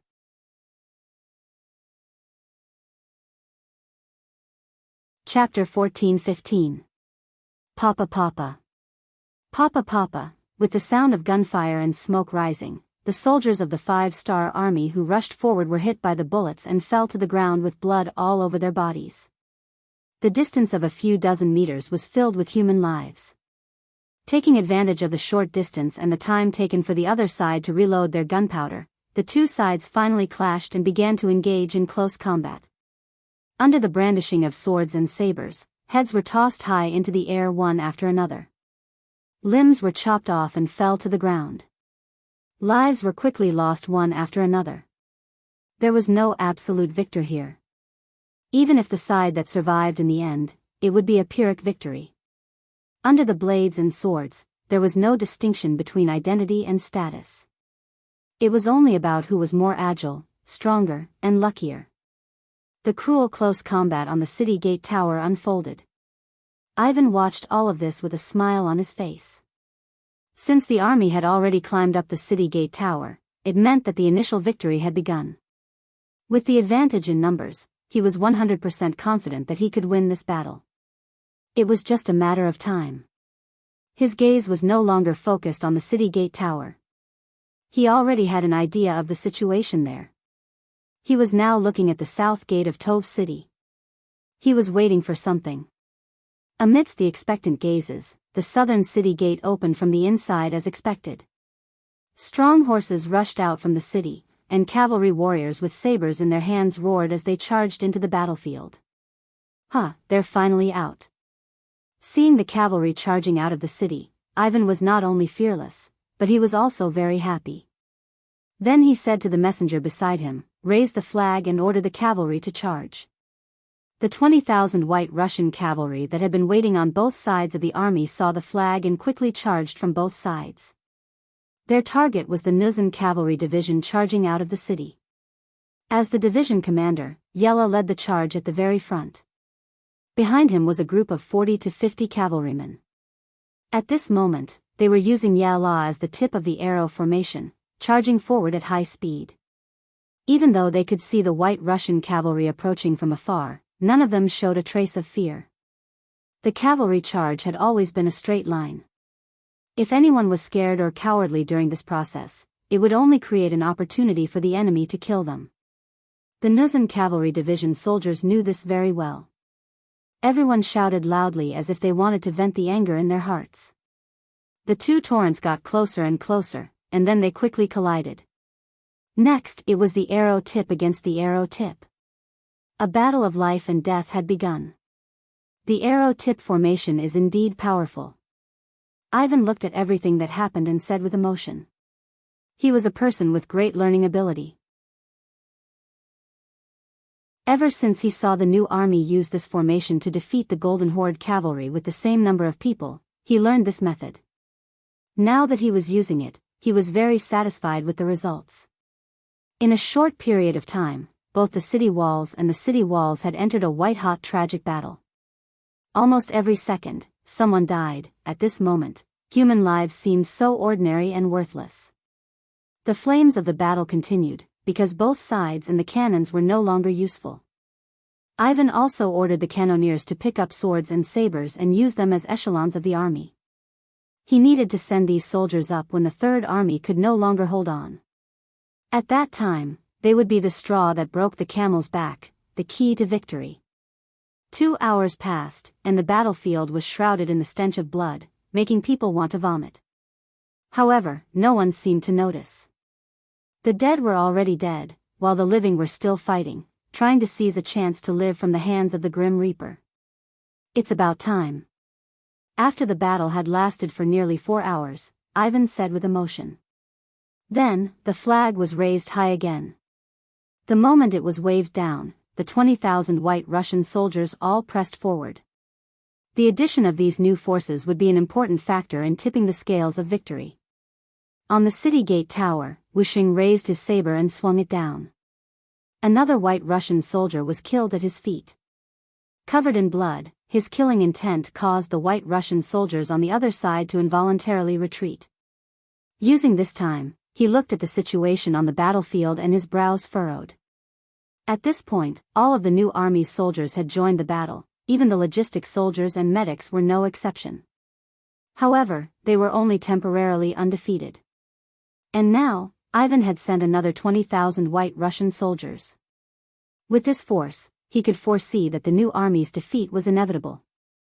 Sixth young master, I'm afraid I won't be able to see you again in the future. I only hope that you can take revenge for this general. Before I die, I will definitely kill a few more white Russian soldiers to prove that the dignity of the 5-star army is inviolable. Wuxia roared, fight for the dignity of the 5-star army. This shout quickly attracted the attention of the other soldiers. Immediately, the other division commanders and officers also shouted, fight for the dignity of the 5-star army. In that instant, the morale of the 5-star army's soldiers, who had been suppressed, began to rise, forcing the white Russian soldiers, who had a certain advantage, to retreat. However, as more white Russian reinforcements arrived, this momentum was finally suppressed and pushed back. Not only that, but with the addition of the 20,000 white Russian soldiers, the 5-star army was suppressed to the point where they could not raise their heads. After more than 4 hours of bitter fighting, many of the warriors found it difficult to even lift their swords, let alone injure or kill their enemies. Does the heavens want my third army to die? Wuxia, who also felt his arms go numb, couldn't help but roar after cutting down another white Russian soldier. Following his shout, a boundless green light suddenly appeared on the east side of Toph City. Then, it quickly approached the battlefield at a speed visible to the naked eye. What is that? Wuxia wasn't the only one who saw this scene. Many soldiers and white Russian soldiers also saw it, but because they were too far away, many people didn't know what it was. Ivan also saw this scene, but his face was filled with confusion. He looked at General Vanya and asked, "What's that?" "A green light that can move, what is it?" "I don't know," General Vanya shook his head with a confused expression. On the city wall, Wuxia also didn't understand what was going on. However, 2nd Division Commander Chun Yang killed 2 white Russian soldiers and came to his side. "General, do you think that is our uniform?" "Uniform?" Wuxing's eyes widened when he heard this. He used to have a green uniform with the rank of senior colonel, and he looked very handsome in it. However, that was a few years ago. Ever since he entered the depths of this area, his uniform had been damaged.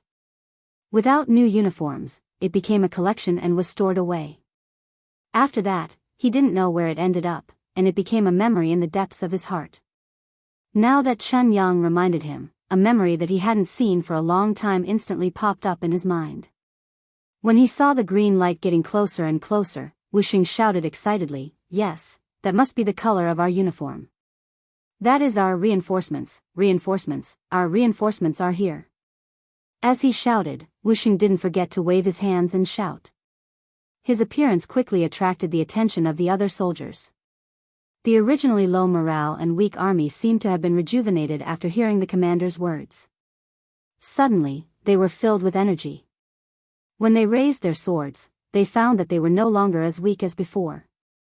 The reinforcements were here, which meant that there was hope. There was also meaning in persevering. At this moment, everyone's potential was stimulated, and they were filled with energy again like hungry men who had seen delicious food. The soldiers of the 3rd Star were like middle-aged old men who had been rejuvenated. They actually managed to push the White Russians back dozens of meters in a very short period of time, and had a 50-50 standoff on the city gate tower. On the open ground outside the city, Yellow was fighting a bloody battle with the White Russians with bloodshot eyes. In 4 hours, more than half of his cavalry division had been killed or injured. If it weren't for the strict military discipline, and if it weren't for the fact that he was still persevering on the battlefield, the army would have been defeated a long time ago. When he shouted to fight for the dignity of the 5-star army on the city gate tower, Yella had already decided to fight to the death. Since he thought that killing 1 was enough for him and killing 2 was enough for him, he was ready to die. It was also at this moment that he saw the green tide, and he saw the appearance of hope. "Comrades, our reinforcements are here. Our reinforcements are here. Hold on a little longer, and victory will be right in front of us." The appearance of hope made Yella seem like a different person. His body seemed to be a lot more nimble while riding on his warhorse. Whether it was on the city gate or below, the 3rd Star army began to counterattack, and brought pressure to the White Russians. Ivan, who was standing in the middle of the army, felt all of this. He also saw the approaching green tide and knew that Wuxing's reinforcements must have arrived. Where did their reinforcements come from? And they're all cavalry? Could it be a trap set by the Golden Horde? General Vanya asked with a puzzled expression. No, the cavalry of the Golden Horde doesn't have such a uniform. It should be the 5-star army. Ivan's expression was a little ugly. He didn't expect that Wuxing's reinforcements would appear so close to victory. He saw that there were still 5,000 soldiers behind him. 1,000 of them were on horseback and 4,000 paces. This was the last of his strength. He clenched his teeth and revealed a determined gaze as he said, "Their reinforcements are not that many, less than 20,000. We have cannons in our hands and can completely give them a head-on blow. This way, victory and defeat will not be decided yet."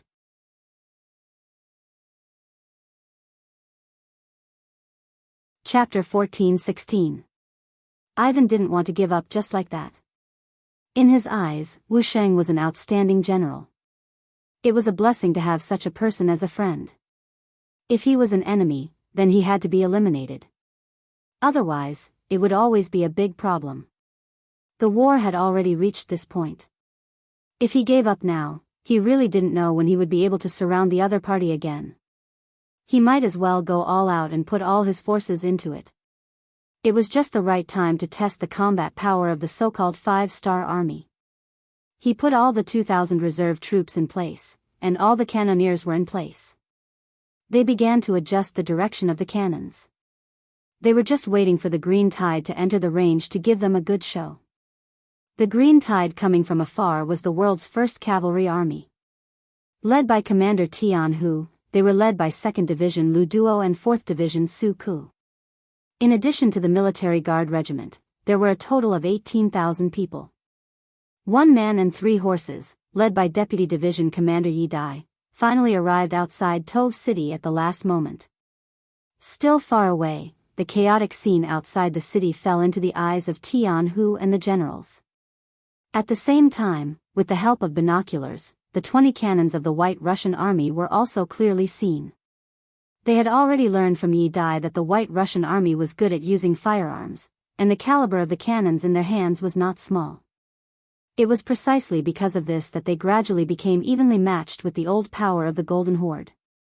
Cannons? They can deal with the Mongolian cavalry, but they are still a little lacking if they want to deal with the world's first cavalry army. Tianhu's eyes revealed a look of contempt, but when he gave the order as he rode, he was very cautious. He said to Hu Helu, who was already the head of the guards, "Inform everyone that the other party has cannons. Don't let them hit them.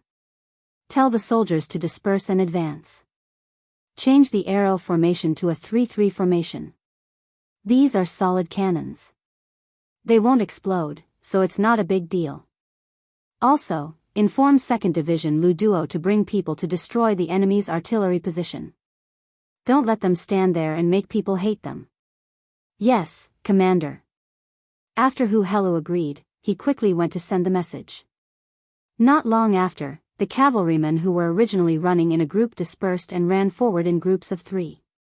The change in the formation of the world's number 1 cavalry army made it difficult for the White Russian artillerymen who were adjusting the direction of the cannons.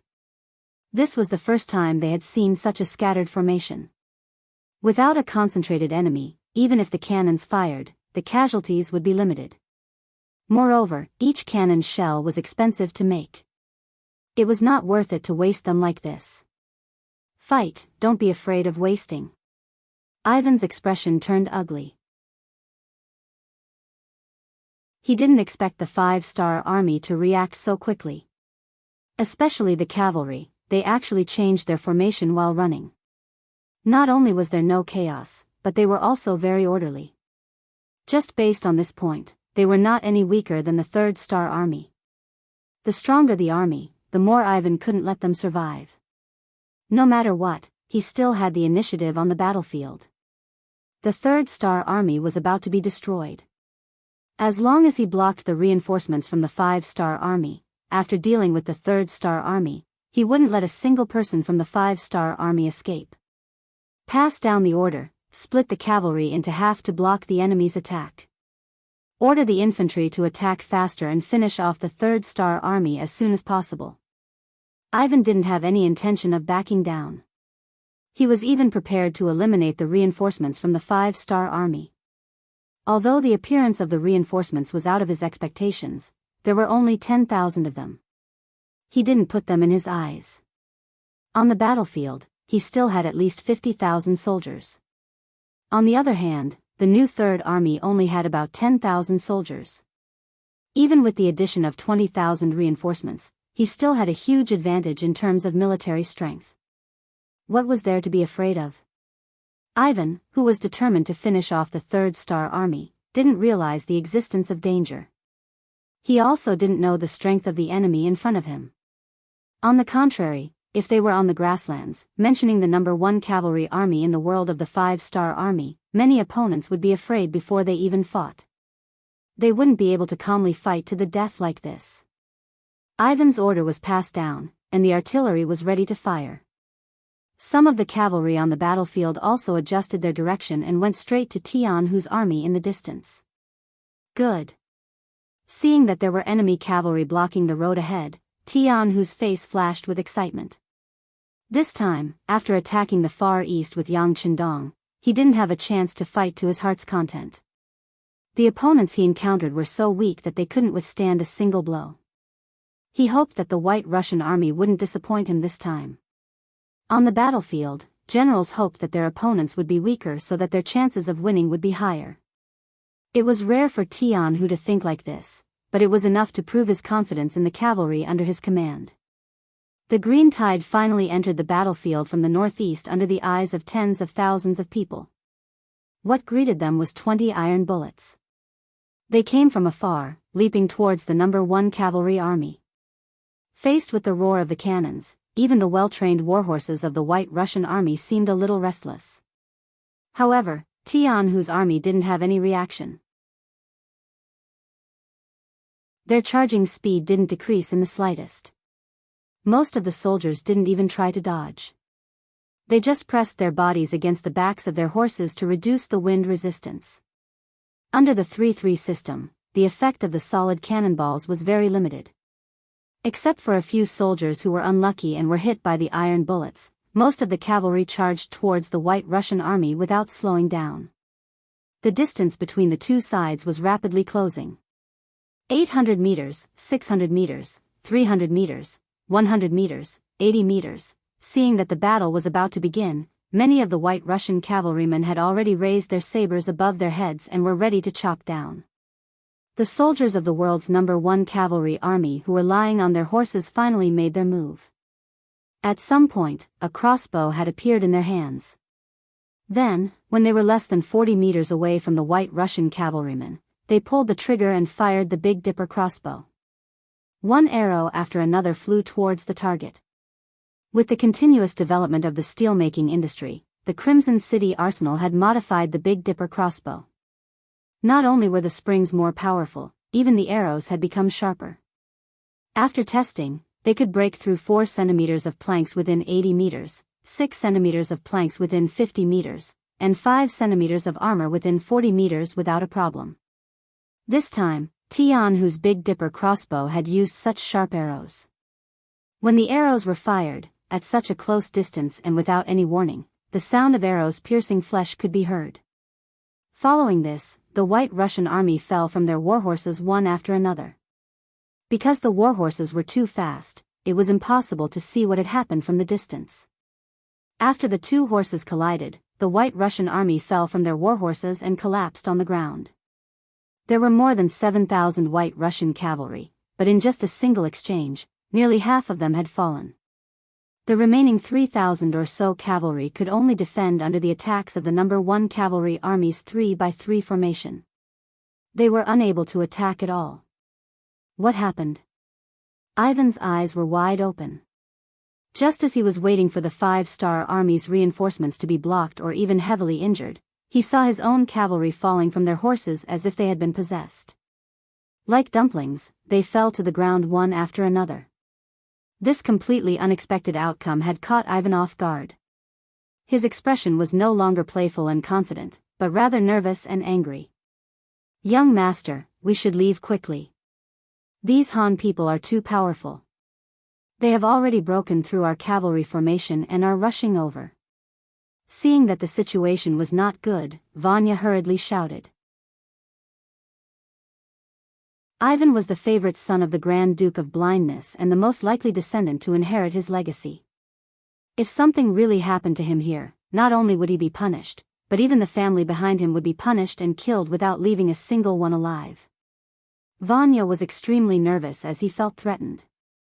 On the contrary, Ivan wasn't afraid at all. On the contrary, he drew his saber and shouted, "Don't be afraid, the enemy's numbers are inferior to ours. We just need to charge and destroy their attacks. Victory will still belong to us in the end. Come, charge with this general." Seeing that the situation on the battlefield wasn't good, not only did Ivan not run, he even shouted and wanted to charge forward. Vanya wasn't going to let that happen. He hurriedly gave a few bodyguards beside him a look. Then, 4 cavalrymen appeared behind Ivan. One of them raised his right hand and struck the back of Ivan's head. Ivan's excited shouts immediately stopped and he fainted. "All cavalrymen, retreat and protect young master. All infantry, stay behind to stop the enemy." Without Ivan, Vanya became the highest-ranking general here.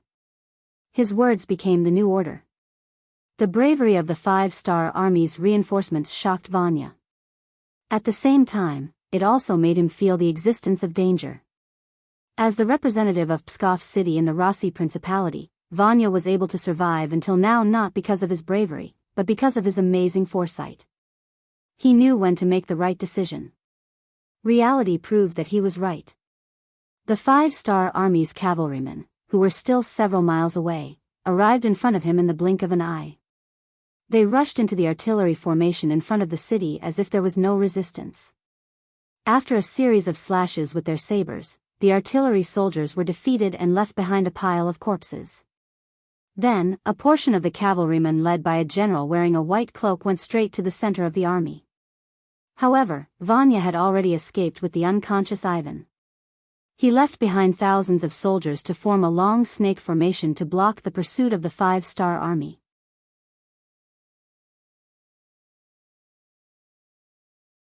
Chapter 14-17. Vanya immediately took the young master and fled. Due to the urgency of the matter, he didn't even leave behind a proper sentence.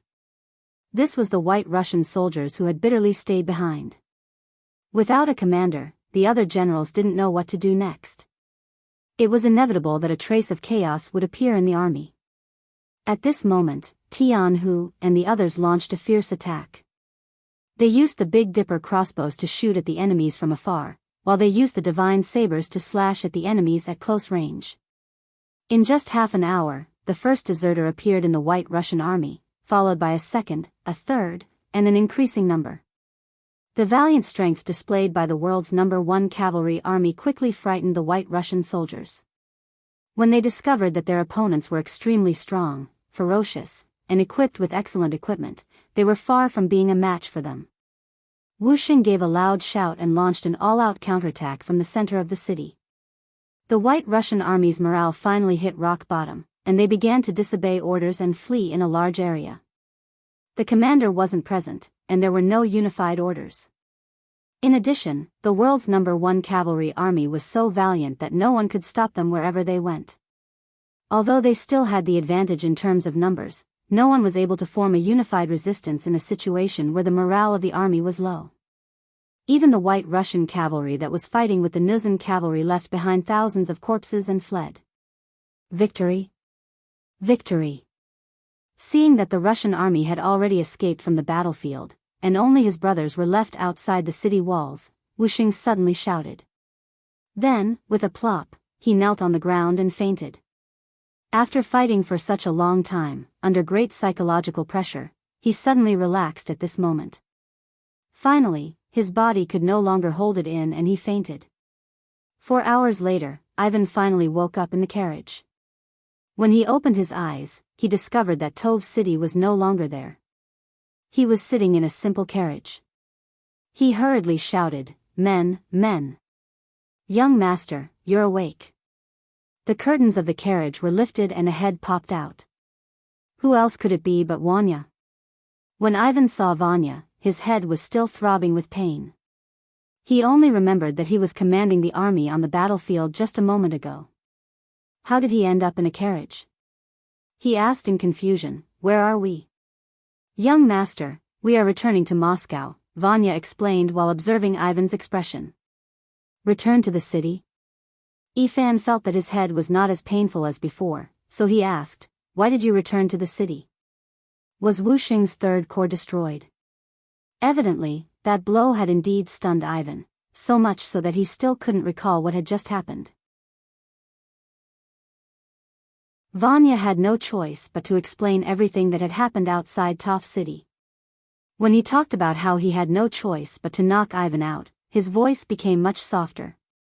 This kind of action was somewhat disrespectful to his superior. If Ivan insisted on making an issue out of this matter, he was afraid that he would suffer a lot. When he continued to talk about how the cavalry of the five-star army defeated the White Russians very quickly, he still had a lingering fear in his heart. He clearly didn't expect the cavalry to be so powerful and capable of fighting. Ivan was completely awake now. After listening to the entire process of the battle, he wasn't too angry. After all, as the future Emperor Ivan, he still had this bit of tolerance. However, he still had a gloomy look on his face. He was worried about how the cavalry of the five-star army was so powerful that they weren't even afraid of cannons. Although the cannons were solid shells that had a long range and weren't lethal, the cannons had a short range. However, the fact that the cavalry wasn't afraid of cannons and their horses weren't even affected by the cannons was enough to prove that this army had seen cannons before. "General Vanya, this young master won't argue with you about this matter this time. However, there definitely won't be a next time. Ivan pretended to be angry as he said this. He was also reminding the other party that he couldn't be knocked out again. Thank you for your understanding, young master. This one won't dare to do it again. Vanya let out a long sigh of relief. No matter what, this one was finally over. All right. Now, immediately send out scouts to keep an eye on the 5-star army. We need to know their every move and their whereabouts. Ivan nodded and then made arrangements. He had already thought it through. No matter how powerful the enemy was, this was still the territory of the Ross Duchy. He would never allow other forces to run rampant and do whatever they wanted here. He wanted to go back and see his father-in-law. He wanted to ask for reinforcements and completely defeat and annihilate the 5-star army. Bulgar City. The northernmost city of the Golden Horde. As usual, the city gates opened in the early morning, and the number of people coming and going gradually increased. It was as lively as some of the cities of the Yangtze. The only difference was that the people coming and going here often led horses or other livestock. In this economically backward nation, bartering was still very popular among the people. On the contrary, the use of silver was sometimes limited.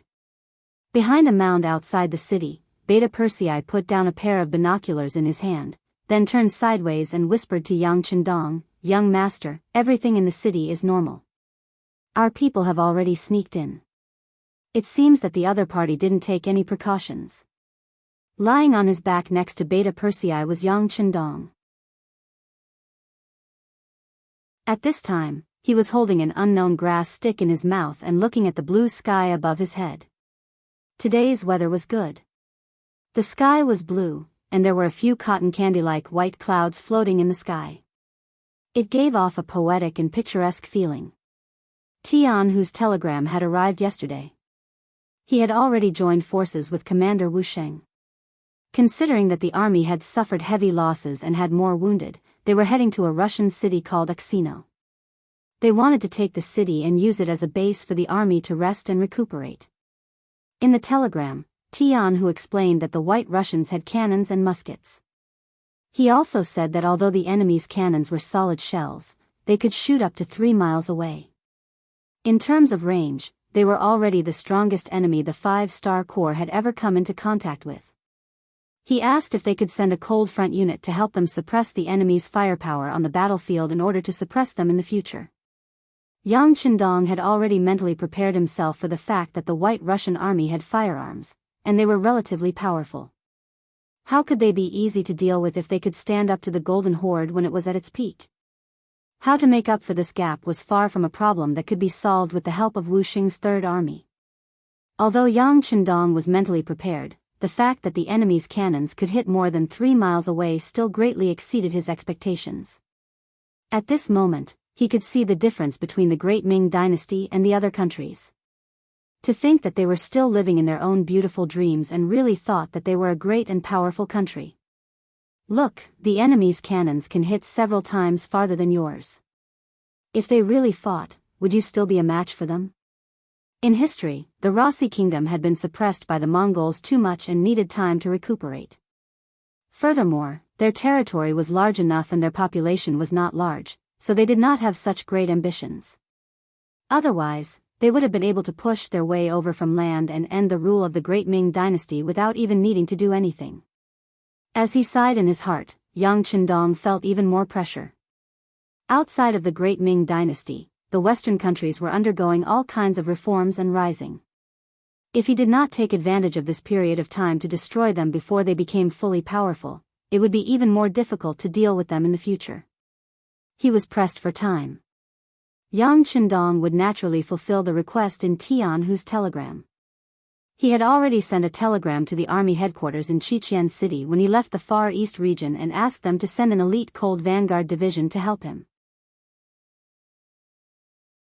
Due to the importance of the Golden Horde and the Russian Empire, they had sent the elite 2nd Division of the Cold Vanguard Division, Shaofeng. Through the telegram, he knew that they had already entered the Aral region and were not far behind him. He sent out a telegram and asked Division Commander Shaofeng to send a regiment to meet up with Commander Tianhu. The reason Yang Chendong only sent one regiment was because he had his own plans. Faced with two enemies that could be described as huge, he would definitely not attack both sides with only 100,000 soldiers. He wanted to fight them one by one. The conclusion he came to was to attack the Golden Horde first, while the Russian Empire would focus on defense.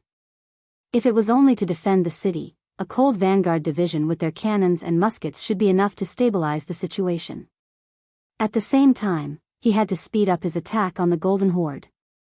His first target was the city of Bulgar. A while ago, the Golden Horde had sent troops to New Xia City from here, destroying Wu Xing's years of hard work. He would avenge this grudge on behalf of his subordinates. Considering the lack of information at that time, the appearance of the five-star army should not have attracted much attention in the Golden Horde's territory.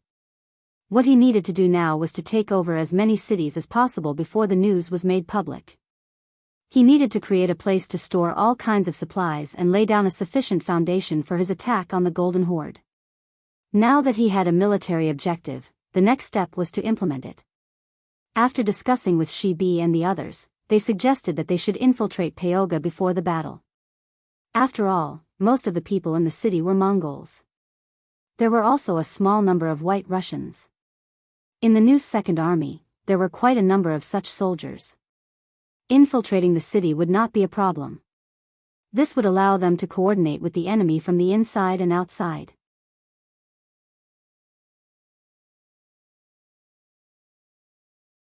Chapter 14:18. One of the reasons for making such a military decision was that Yang Chendong wanted a complete Bulgar city, not a ruined city. Not only that, he also wanted the Mongolian soldiers in the city. Considering the long journey, if the country sent troops here for everything, the losses would be too great. If he could get a Mongolian army here for his own use, the problem of insufficient military strength could be easily solved. While he was thinking about this, Beta Persei looked at Yang Chendong with a look of seeking his opinion, as if to say, "Young master, when are we going to make a move? Say something. Why are you looking at me? Just follow the plan." Yang Chendong rolled his eyes at Beta Persei and turned his head to the side. He knew that the other party was asking for his opinion. After all, according to the rules, once a military plan was formulated, even a leader like him could not casually intervene or change it. The reason why second young Master Yang was still looking at him like that was because he wanted to personally go to the battlefield. Speaking of which, this person was really wrong to be his family general. He should be leading the army to gallop on the battlefield and expand the territory. Yang Chendong did not agree to let Beta Persei follow the army. Swords had no eyes, and now there was no one more convenient by his side. He did not want to see anything happen to Beta Persei. There were many things that he had to do himself. Beta Persei, who did not get permission to fight, looked a little wronged. As a man in his 30s, he pretended to be a wronged little wife. It was difficult for the burly Beta Persei. But when he made a few consecutive actions that made him want to vomit, he found that the young master had turned around again and did not even look at him. He knew that his performance was in vain. The young master had made up his mind not to allow him to participate in the battle. He could only put away his wronged face and said to Biyao Jiang, the deputy captain of the Black Cavalry Brigade, who was watching the show, "Go and pass on the young master's order. Everything will be done according to the previous plan." When Biyao Jiang saw Yang Er's darkened face, he quickly put away his sinister smile and agreed with a serious expression. Then, he turned around and left.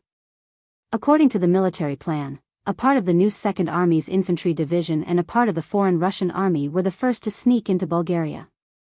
The infantry division's commander, Yang Chunfeng, was a student of the Yang Family Academy in Qilian City.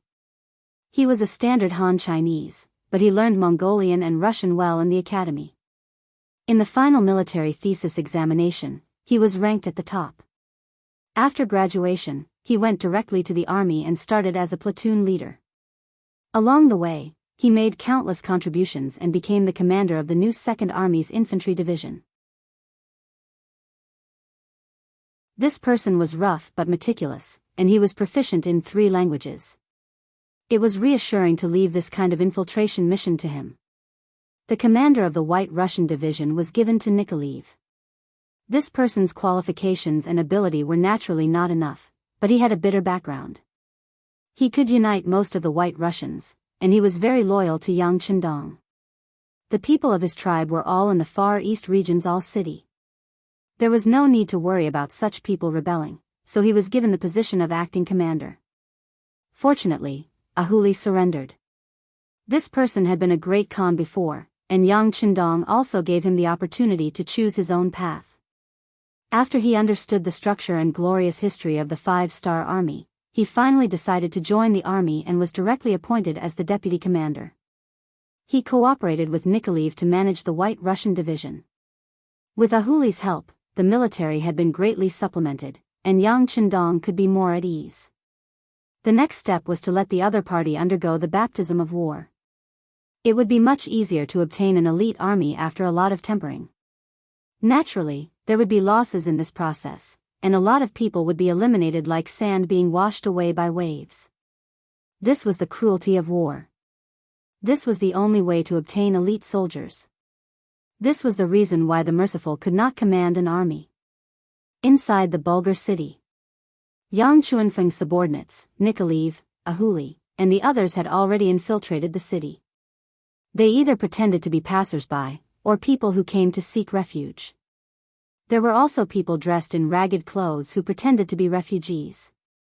They were hiding in various parts of the city, waiting to coordinate with the main army from the inside. As the largest city in the north of the Golden Horde, not only would there be White Russian merchants here, but there would also be some people from small tribes in the nearby forests who would come here to buy things. There were also people who did not have anything to eat, and those who could not survive would come here to beg. They were all called refugees. It was because of this that the population of the city was not fixed. Perhaps one day, there would be more refugees, and the city's population would increase. The Mongolian soldiers who were in charge of security here were used to this. Of course, this had a lot to do with the pride and arrogance in their hearts. No matter what, this place belonged to the Golden Horde, and no one had ever tried to attack them here. Using this loophole, no matter if it was Yang Chunfeng, Nikolaev, or Ahuli, when they entered the city, they did not attract any attention. Ahuli, on the other hand, had a look of reluctance, especially when he looked at Nikolaev, who was dressed in noble clothes. He said unhappily, "Look at you, it's a waste of good clothes on you." Ahuli looked down on Nikolaev. This was a form of racial prejudice. At that time, most Mongolians looked down on the White Russians. After all, they had suppressed them for more than 200 years. But how could Nikolaev look up to Ahuli? Hearing these complaints, Nikolaev snorted and said, "I am now the acting commander, and you are only the deputy commander. According to the rank, I am higher than you, and I have to listen to the commander's orders. Don't you know that?" Humph. This time, Ahuli did not say anything. He just snorted to show his dissatisfaction. He was willing to join the Five-Star Army, not because of Nikolaev. He really saw many Mongolian brothers in the Five-Star Army, and he heard from them that many Mongolians were living better and better under King Wunan of Daemyong. As mentioned before, Ahuli was a Mongolian Khan with his own ideas. He was a leader who wanted to let the people under his rule live a better life. To achieve this goal, he had made a lot of efforts and made a lot of concessions. For example, in the original Great Crow City, there were many White Russians there, but they had never seen him bully anyone. This was proof. He had ideas and made efforts, but the effect was not good. Later, he thought about it, and it was because he was not big enough. Now, Yang Chendong was here. He had more ideas than him, and he did things better. More importantly, he was strong enough. Not only did he have a vast territory, but he was also very rich. Ahuli, who knew all this, did not mind hitching a ride. His request was very simple. He wanted the Mongolians to live a stable life and not have to worry about food. For this goal, he almost lost his life. Now, he was just one of Yang Chendong's subordinates. What was so unacceptable about it? Ahuli surrendered to Yang Chendong, not Nikolaev. Especially when he found that Nikolaev had a deep prejudice against the Mongolians, he would often talk back to him. He was venting his dissatisfaction, and also reminding Nikolaev not to be prejudiced against the Mongolians. After being a Khan for so many years, he knew when to stop. This time, after reminding Nikolaev, he did not say anything. Instead, he stared at the Mongolian general's residence across the street. He had already asked around. This was the residence of the Bulgar general. If he could control this place as soon as he made a move, then everything would be much easier. After noticing Ahuli's gaze, Nikolaev's expression became much more serious. I say, Vice Division Commander, when we make a move, can you guarantee that you can control this place? There was a trace of uncertainty in his voice. After all, Nikolaev was only someone from a small tribe. Although he was very brave, his experience was limited. Compared to before, when he was just a poor boy, there was too much of a difference between him and this so-called general. Where did his confidence come from? On the other hand, Ahuli's face was indifferent. He was someone who had been a Khan. What kind of situation had he not seen before? It was just a general of a city. Naturally, he would not be scared. It's fine. When we make a move, I will be the first to rush in. You just need to bring people to guard the outside and prevent anyone from escaping. Okay. Hearing such a promise, Nikolaev nodded in relief. Although he hated the Mongols deep in his bones, if it were not for them, his tribe would not have to live such a poor life. However, he was still very confident in Ahuli's ability. Since he said so, there should not be any problems. Nikolaev, who was pretending to be a rich white Russian merchant, walked slowly on the street. From time to time, he would stop in front of some open-air stalls and ask about the price of some goods. It seemed that there was nothing wrong with it, but in fact, his heart was in a mess. This was the first time he had carried out such a mission. In the past, he only thought that when two armies fought, they would pull apart their stances and compete with courage and perseverance. However, after joining the 5-star army, he realized that even if it was a war, there was a very special way. If he used it well, he could win with fewer people and win with the weak. Like a studious student, Nikolaev studied with all his might. It was because of this spirit and his innate affinity that he was able to become friends with many White Russians. Yang Chendong appointed him as a substitute teacher. The panicked Nikolaev forced himself to calm down. However, his panicked eyes still betrayed him. From time to time, he would look at the general's residence in the distance. At the same time, he kept asking himself, why hasn't the main force of the 5-star army attacked yet? As if they felt his call, the streets suddenly became chaotic. Many Mongol soldiers were running towards this street. Obviously, something urgent must have happened. They were here to report.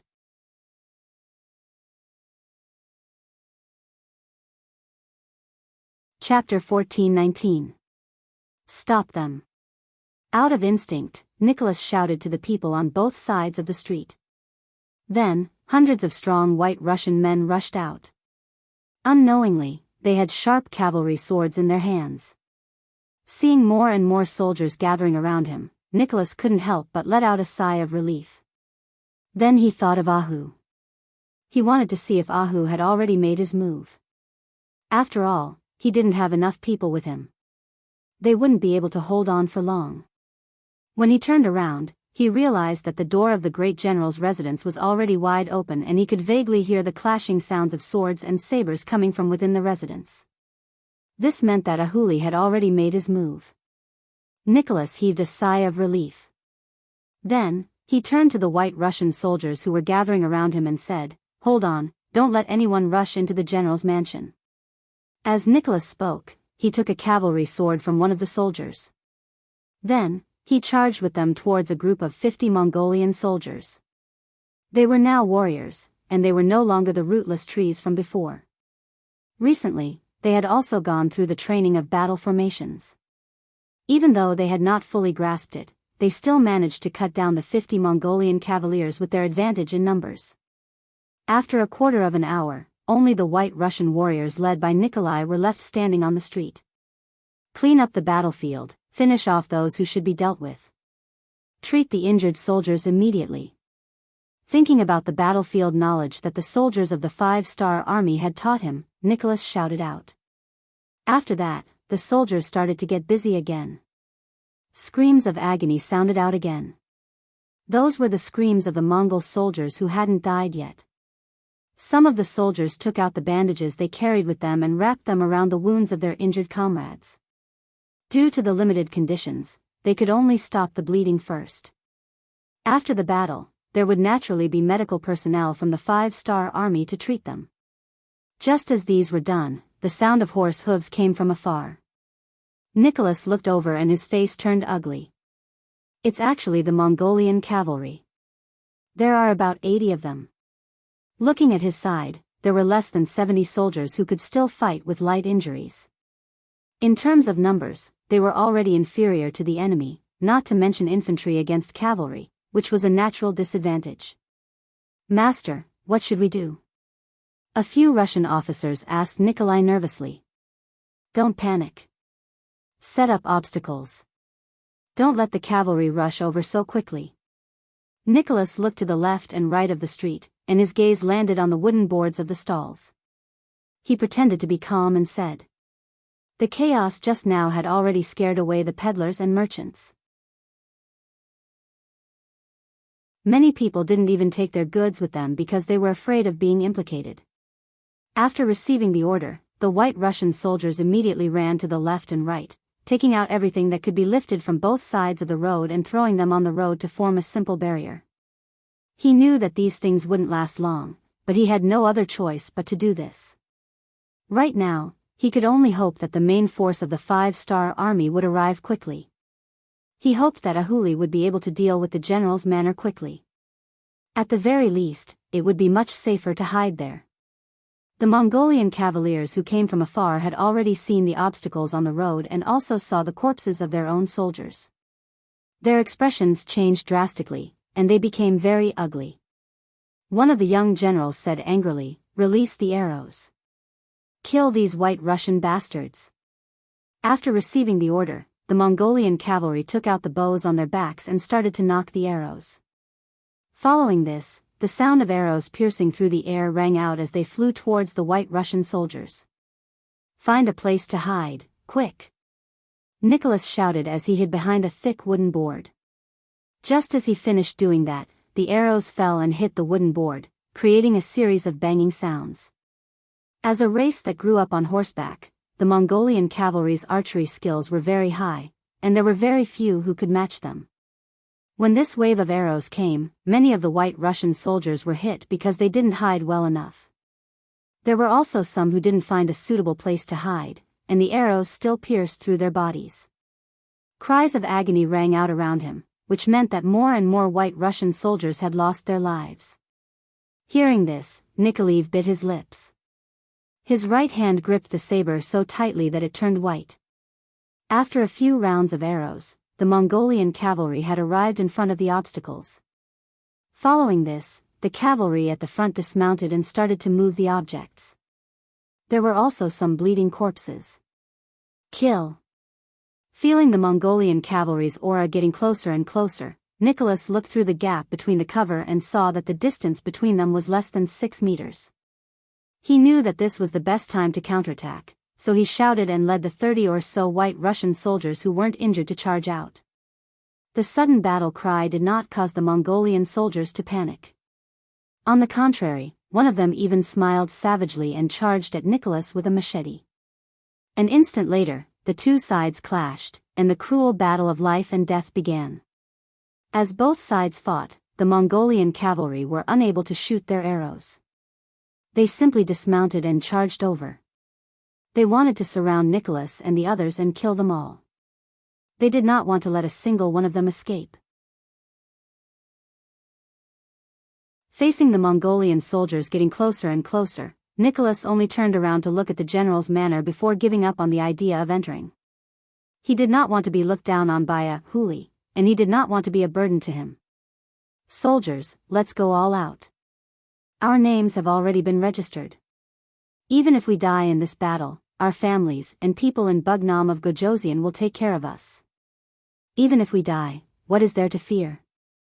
Seeing that more than 10 of his brothers had died in the battle in a short period of time, Nicholas knew that they were doomed this time. Therefore, he simply gave up on his fantasy and roared loudly with the thought that killing one was enough to break even, and killing two was a win for him. After joining the 5-star army, they had to register. Even if they were just auxiliary soldiers, this way, if something happened to them, their heirs would be able to receive compensation from the 5-star army. This was a form of protection for everyone, and they would not have to worry about what happened after they died on the battlefield. In the past, when there was a war between tribes, if one died, then one's wife and children would become slaves. Now, they were people with an organization. If something happened, not only would their families be able to receive compensation, if someone dared to bully the family of a martyr, they would just have to find an official and someone would support them. It was because of these policies that no one had ever heard of or even thought about before that when Yang Chendong said that he wanted to establish a division outside of Russia, the enthusiasm of the applicants far exceeded everyone's expectations. These people were carefully selected, and those who were not in their prime were not accepted. Otherwise, not to mention 20,000 people, even an army of 50,000 could be gathered. Hearing Nikolaev's shout, the remaining dozen people also had a look of determination to die. Since everything had been arranged, what else was there to worry about? They would just kill.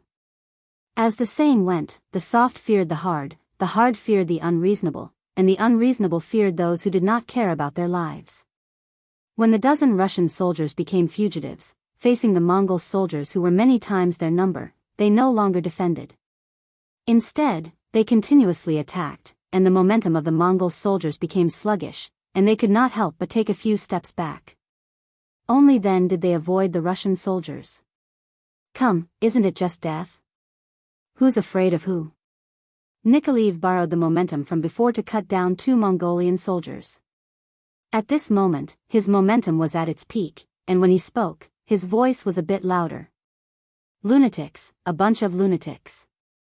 Don't waste words with them, just shoot them to death. When the Mongol soldiers saw that Nikolaev and his men were not afraid of death and wanted to drag them down with them, they shook their heads and retreated to open up the distance between them. At the same time, they took out their bows and arrows and prepared to shoot. Seeing the Mongol soldiers take out their bows and arrows, Nikolaev was shocked and quickly tried to find cover. However, in such a short period of time, where could he hide? Just as he thought that he was going to die, a voice suddenly shouted, "Put down your weapons immediately, otherwise, your general will die in front of you." The one who shouted was Ahuli. At this moment, he had already walked out of the general's residence, and in his right hand, he was holding the Mongol general. In that short period of time, he had brought his own personal guards into the residence, and after a fierce battle, he had captured the enemy general. It was only because Bulgar city had not been in a war for many years that there were less than 50 soldiers defending the residence that Ahuli was able to deal with them in such a short period of time, saving Nikolaev's life. With their general being held hostage, the faces of the Mongol soldiers turned ugly. When they saw that the saber on their general's neck was about to be pulled at any moment, they had no choice but to put down their bows. Many thanks. Nikolaev, who was still in shock, walked to Ahuli's side and said in an unnatural manner, "If you really want to thank me, why don't you let me be your division commander?" Ahuli suddenly made a request. Nikolaev was stunned at first, but he quickly reacted and shook his head. The acting division commander is personally appointed by Bugnam of Gojosian. If you have the ability, go find Bugnam of Gojosian to change your military order. Humph. Don't worry, the position of division commander will be mine sooner or later. Ahuli said without a care. The two of them were still bickering, but after what happened just now, it was obvious that their relationship had become much closer. In the words of the future, they had formed a revolutionary friendship.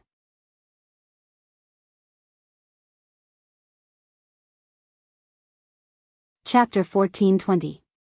With the Mongolian general under control, Yang Chunfeng led the 5-star army hidden in the city and took down the unguarded city gate. Without a unified command, the Mongolian army fell into chaos. Then, a large number of new Second Army cavalry soldiers rushed into the city of Bulgar. From then on, the city was surnamed Yang, forever separated from the territory of the Golden Horde.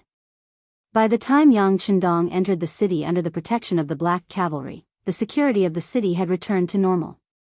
With strict military rules, no soldier dared to disturb the people. When the city was taken, only the Mongolian soldiers were hurt. The city is not big, but the population is not small. Yang Chendong walked on the street, looking around casually, then shook his head gently. Yes, I heard that Bulgar is the largest city in the north of the Golden Horde. Many people living nearby often come here to exchange for what they need. Beta Persei told Yang Chendong some of the things he learned before. It's a pity that the Mongolians seem to be used to a nomadic lifestyle. They don't know how to make use of such good conditions. But this time we are here, everything is different. Watch how I build a big city here. A sufficient population and abundant untapped resources. All of these were boundless wealth in Yang Chendong's hands. Beta Persei naturally believed Yang Chendong's words. He nodded heavily and said flatteringly, "Of course, who is the young master?" "There is only one such person in the world." Yang Chendong, who was elated by this sentence, laughed and said, "Well, young heir, you're so good at complimenting people. Well, tell me, do you have something to ask of the young master?" He was in a good mood and also joked. This. Beta Persei rubbed his hands and looked at Yang Chendong with a smile and said, "Young master, it is said that the Mongolian cavalry is good at charging. If you want to fight with them this time, can you let me lead the charge?" He knew that Beta Persei wanted to lead the army. He was a person who loved to fight and kill. Yang Chendong sighed and thought about it before agreeing. "Well, if that's the case, I will arrange it for the young master when there is a chance." "Thank you, young master, thank you, young master." Beta Persei, who got Yang Chendong's agreement, immediately smiled. He felt that he was getting older and older. He was afraid that if he wanted to go on the battlefield, the chances would only get fewer and fewer. Since that was the case, he should take advantage of his youth and strength to perform well. When he got older and had a group of children and grandchildren, he would have something to brag about. Yang Chendong didn't know what Beta Persei was thinking. As someone close to him and his own family, he would take care of him if he had the chance. Although charging on the battlefield was very dangerous, it was not enough to make him worry about Beta Persei. After all, his status was there, and there would be many people to protect him on the battlefield. What he needed to do now was to consider his next move. If taking down Bulgar was revenge on the Golden Horde for daring to attack Wuxing's Third Army, then destroying the entire Golden Horde was a necessary step for him to take over the world and make the Han Chinese the king of the world. Beta Persei passed down the order. All officers of the deputy division level and above should go to the general's mansion in the city for a meeting. Yang Chendong already had various ideas in his mind, and it was time for him to implement these decisions. The meeting was held in the general's mansion. Yang Chendong presided over the meeting, and he announced a series of military and city governance policies. 2 hours later, the generals received their orders and left. Then the granary in the city was opened. But unlike other places, this time they did not open the granary to release grain, but bartered with grain. To put it bluntly, it was to let the people bring all kinds of things to the general's mansion to sell, and then buy them in the form of Han coins. Then the people took these Han coins to the granary to buy grain and daily necessities. For example, refined salt, white sugar, soy sauce and iron pots. The 5-star army also bought all kinds of things, such as scrap metal, used weapons, and the furs of the wild beasts in the mountains, as well as horses and sheep. The entire Golden Horde's territory did not lack mountains and dense forests. Before it was explored, the number of wild beasts in the mountains could be compared to a wild zoo in the future.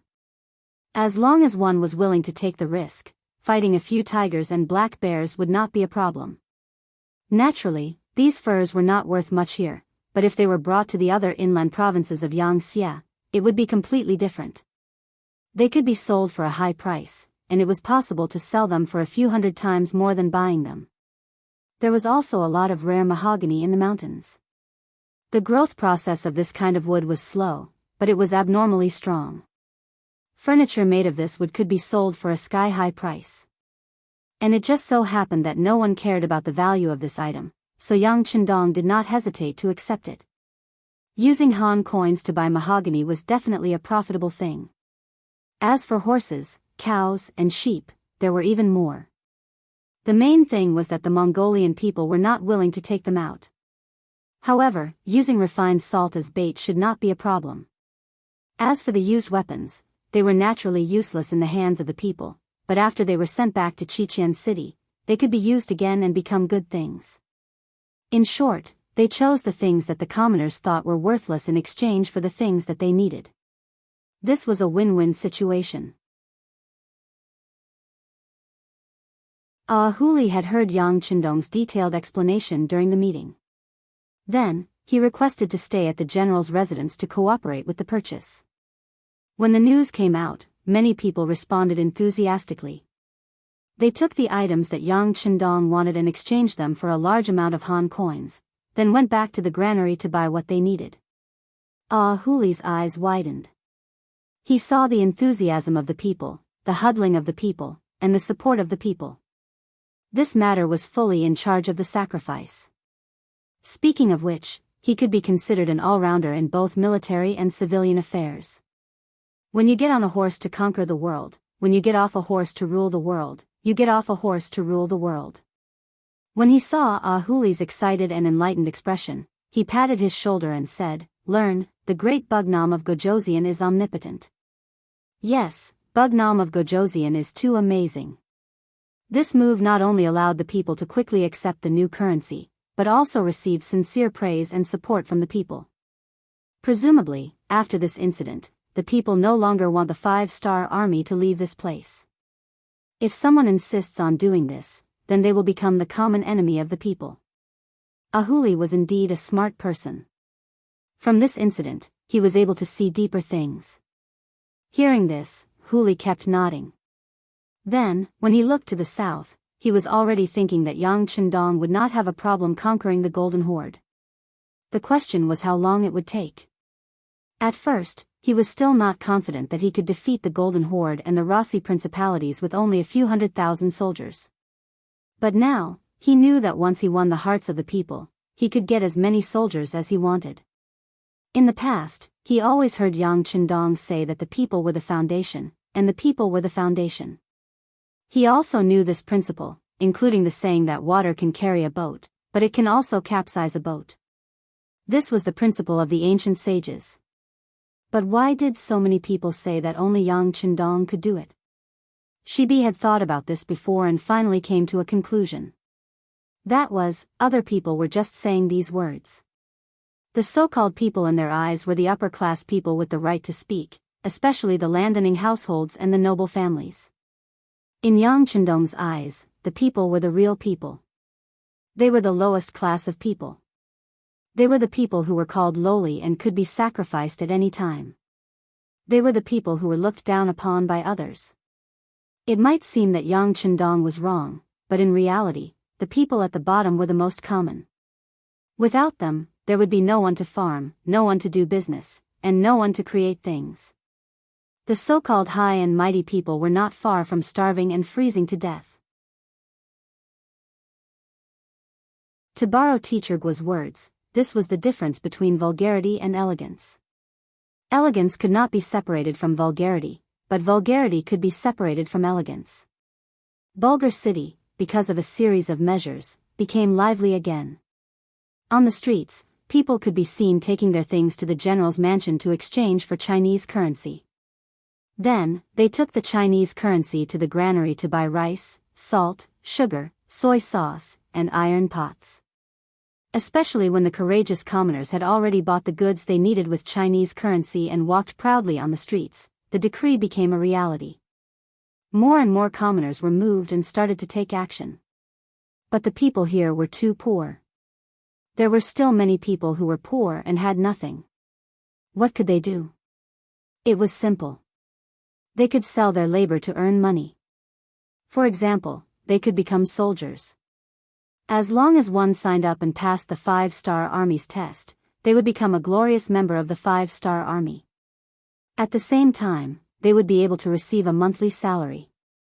Furthermore, they would be able to provide for 3 or 4 people in an ordinary family. Even if they couldn't provide for 8 or 10 people, they could at least provide for 3 or 4 people in an ordinary family. Men who were past the age could choose to work to earn money. Bulgar city was still too small. Yang Chendong was preparing to expand the city. This required manpower.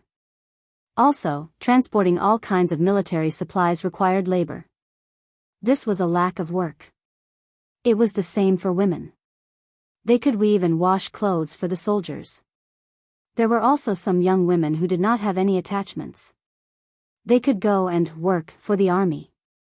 On this point, Yang Chendong was open to the foreign races.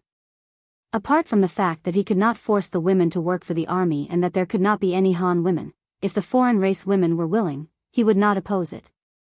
The soldiers worked hard on the expedition. Every day, other than rushing, training, and fighting, there was nothing else to do. In addition, when they first came here, even the female soldiers of the propaganda team did not follow them. Their days were incomparably boring. It was necessary for them to relax their minds and bodies. Otherwise, it would be easy for problems to arise.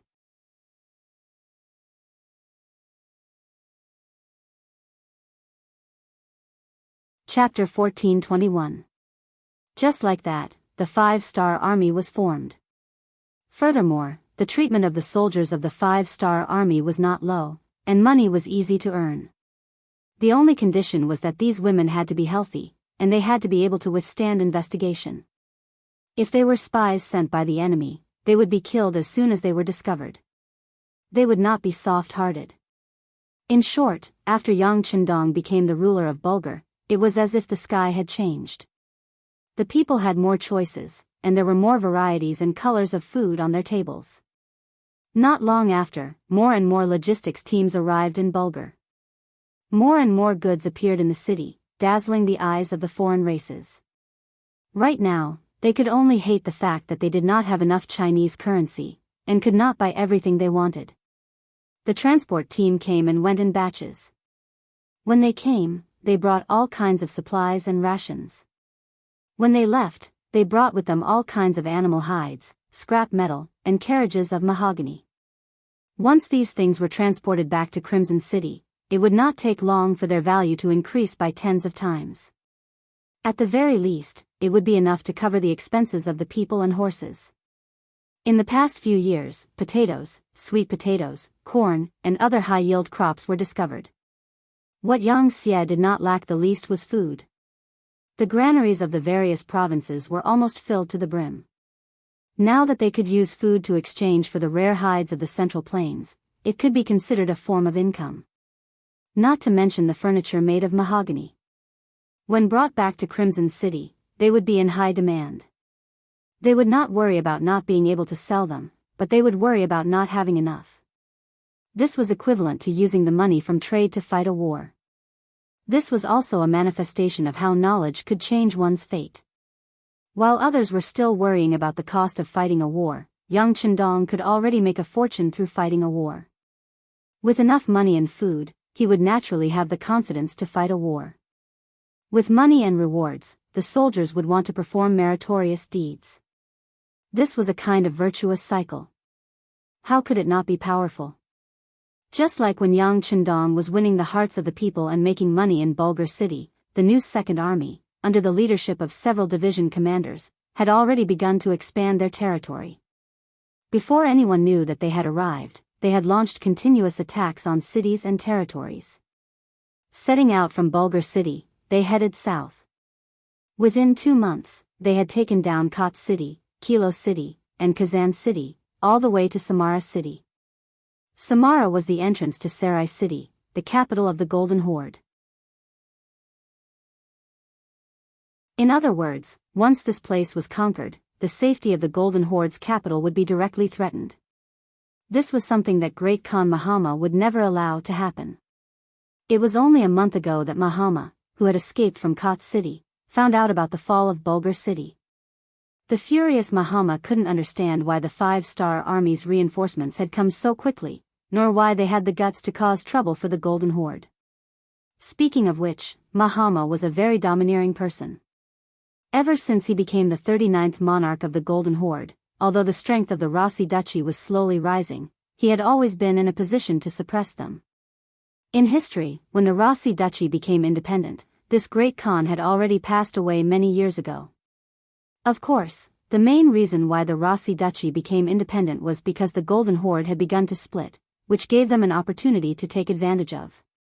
Perhaps because of his experience, Mahama was a very conceited person. He had always been the one bullying others. Since when did others have the chance to find trouble with him? After learning about this, he first reprimanded his generals for their incompetence. How could they not have received the news that such an important city like Bulgar city had been lost? At the same time, he hurriedly mobilized all the troops stationed at the border of the Rasi Duchy from the west to the north. He wanted to take care of the 5-star army first and let them know who was the real king in this realm. This time, Mahama ordered his general, Gray, to lead 50,000 elite cavalrymen to Samara city and make preparations for the 5-star army's arrival. Mahama and his generals had already analyzed the situation. As an outsider, the King Wunan of Damyang would not be able to fight a protracted battle with them. Just the cold winter temperature alone was not something they could handle. Therefore, the other party would definitely think of a way to end the battle quickly. Since that was the case, all they had to do was wait for the other party to arrive. The terrain outside Kazan city was wide and suitable for a cavalry charge. When the time came, he would let this outsider know that the so-called Great Ming dynasty was just a two-legged sheep after so many years. As the descendants of Genghis Khan, the Golden Horde did not lack elite cavalrymen. They were good at war and came and went like the wind, giving people a headache. Even the Rasi Duchy, which had a certain number of firearms, had a headache. Speaking of the Rasi Duchy, after Ivan's army was defeated in Tove city, he returned to Moscow unwillingly. Not long after he entered the city, he received news that after Wu Xing's Third Army and the 5-star army's reinforcements met up, they left the destroyed Tove city and headed for Oxino city, occupying it. While they were recuperating, they were like a tiger watching a nail over the Rasi Duchy. As the saying goes, how could one allow others to sleep beside one's bed? The 5-star army's actions were seen as a threat and a provocation by the Rasi people. Not long after Ivan entered the city, he received news that his father-in-law was going to send troops to eliminate the 5-star army. At the very least, they were going to be chased out. With regards to his father-in-law's decision, Ivan raised both his hands in approval. Especially after fighting a battle with them and witnessing their abilities, he was even more convinced. In his eyes, the 5-star army was an existence that was on par with the Golden Horde. In the main hall, when Ivan arrived, all his generals were already standing there. They were listening to Vanya's report on the Battle of Tove city. Vanya knew the importance of this matter, so he did not exaggerate. Instead, he reported the entire battle truthfully. At the end of his report, he even said, "I don't think there was anything wrong with our command in this battle. I can only say that the 5-star army's cavalry was too strong. The 5-star army's ability was even stronger than the elite cavalry of the Golden Horde. They were not even afraid of the rumbling of cannons. They were a terrifying opponent. Stronger than the cavalry of the Golden Horde." After these words were spoken, many people in the imperial court chuckled. It was no wonder that they thought so. The Golden Horde was one of the purest descendants of the Mongol army. Many of their cavalry started practicing archery when they first learned how to walk. Who could possibly be their opponent? In the face of such mocking laughter, Vanya did not respond. On the contrary, he maintained his silence. This was his way of protecting himself. The reason why he was not a direct descendant of the Grand Duke of Blindness, but still had his own position in the court and others could not do anything to him, was because of this caution and carefulness. After all, he had already spoken the truth. As for whether they believed it or not, it had nothing to do with him. Seeing that Vanya did not respond, Ivan, who had just arrived, was not happy. His face darkened as he said, "Everyone, there is nothing funny about this. The strength of the 5-star army's cavalry will only be beyond your imagination. Ha ha ha. It would have been better if Ivan did not speak. His words caused even more laughter. What's going on? The smart Ivan sensed that something was wrong. He also did not know that when the news of his defeat came, Tugnev of the Vyaka city said in the court that their young master would definitely exaggerate the strength of the 5-star army's reinforcements to reduce his own guilt. At that time, many people heard it. Now that Ivan said it like this, wasn't it a confirmation of his words? Everyone recalled Tugnev's words. No wonder they laughed so loudly. The blind Grand Duke was also present that day. He also heard what Ivan said.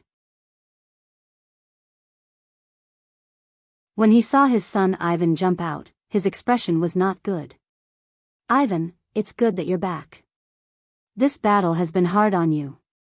Go back and have a good rest. This was telling him that he would not be needed in the upcoming battle against the 5-star army. How could Ivan be willing to let this go?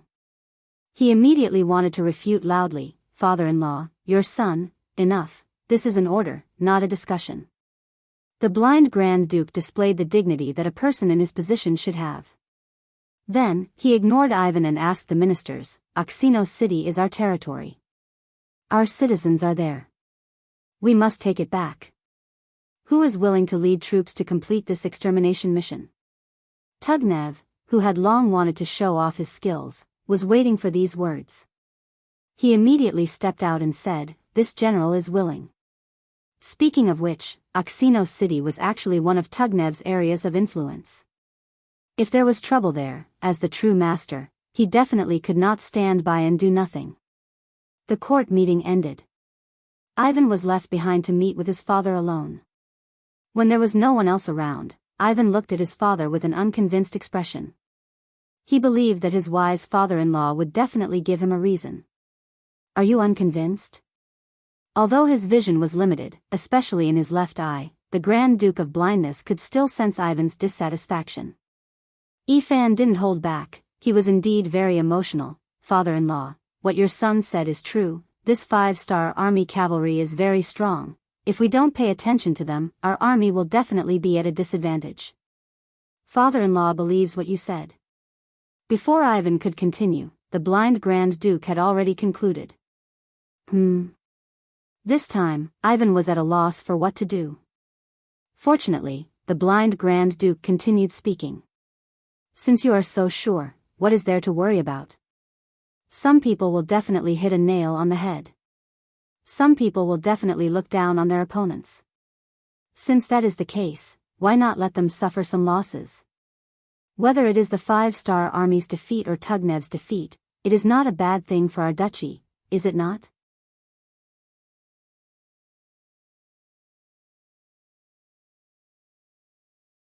Chapter 14:22. At this moment, Ivan suddenly realized that his father-in-law wanted to use the 5-star army to wear down Turgenev's strength. "Sai, you should know that your father-in-law has been painstakingly managing the Rossi principalities all these years, but not everyone supports our actions. For example, Maxim, Turgenev, and Vanya are the representatives. They have their own territories, their own forces, and even their own armies. They also have a group of nobles who are dissatisfied with us supporting them. Unless there is a legitimate reason, we can't do anything to them.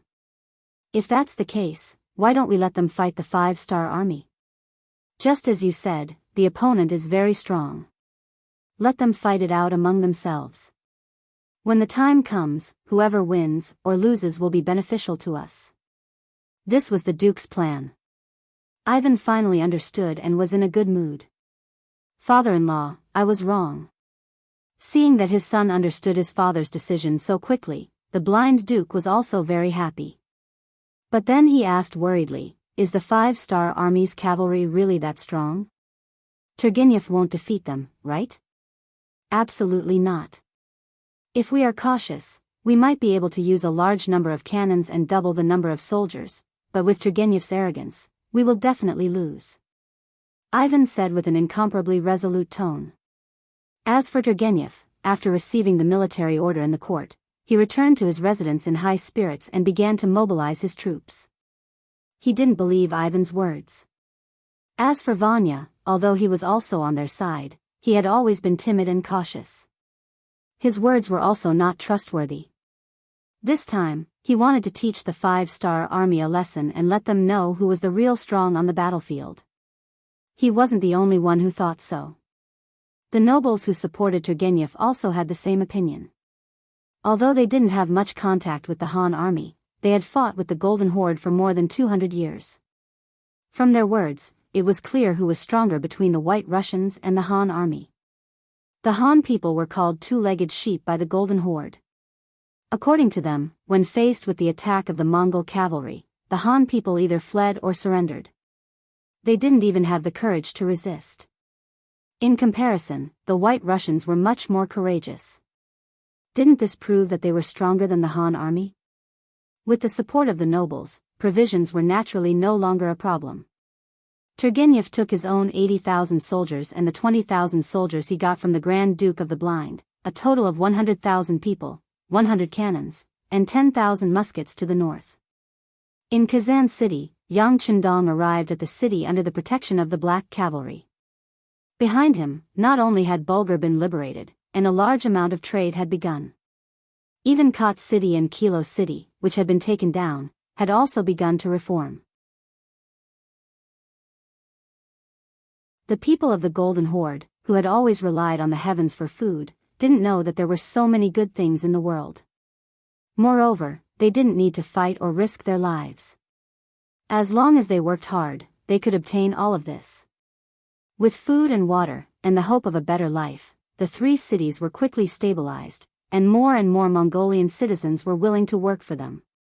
Regardless of whether it was building the city, reclaiming the land, building roads, or mining, they were all very enthusiastic.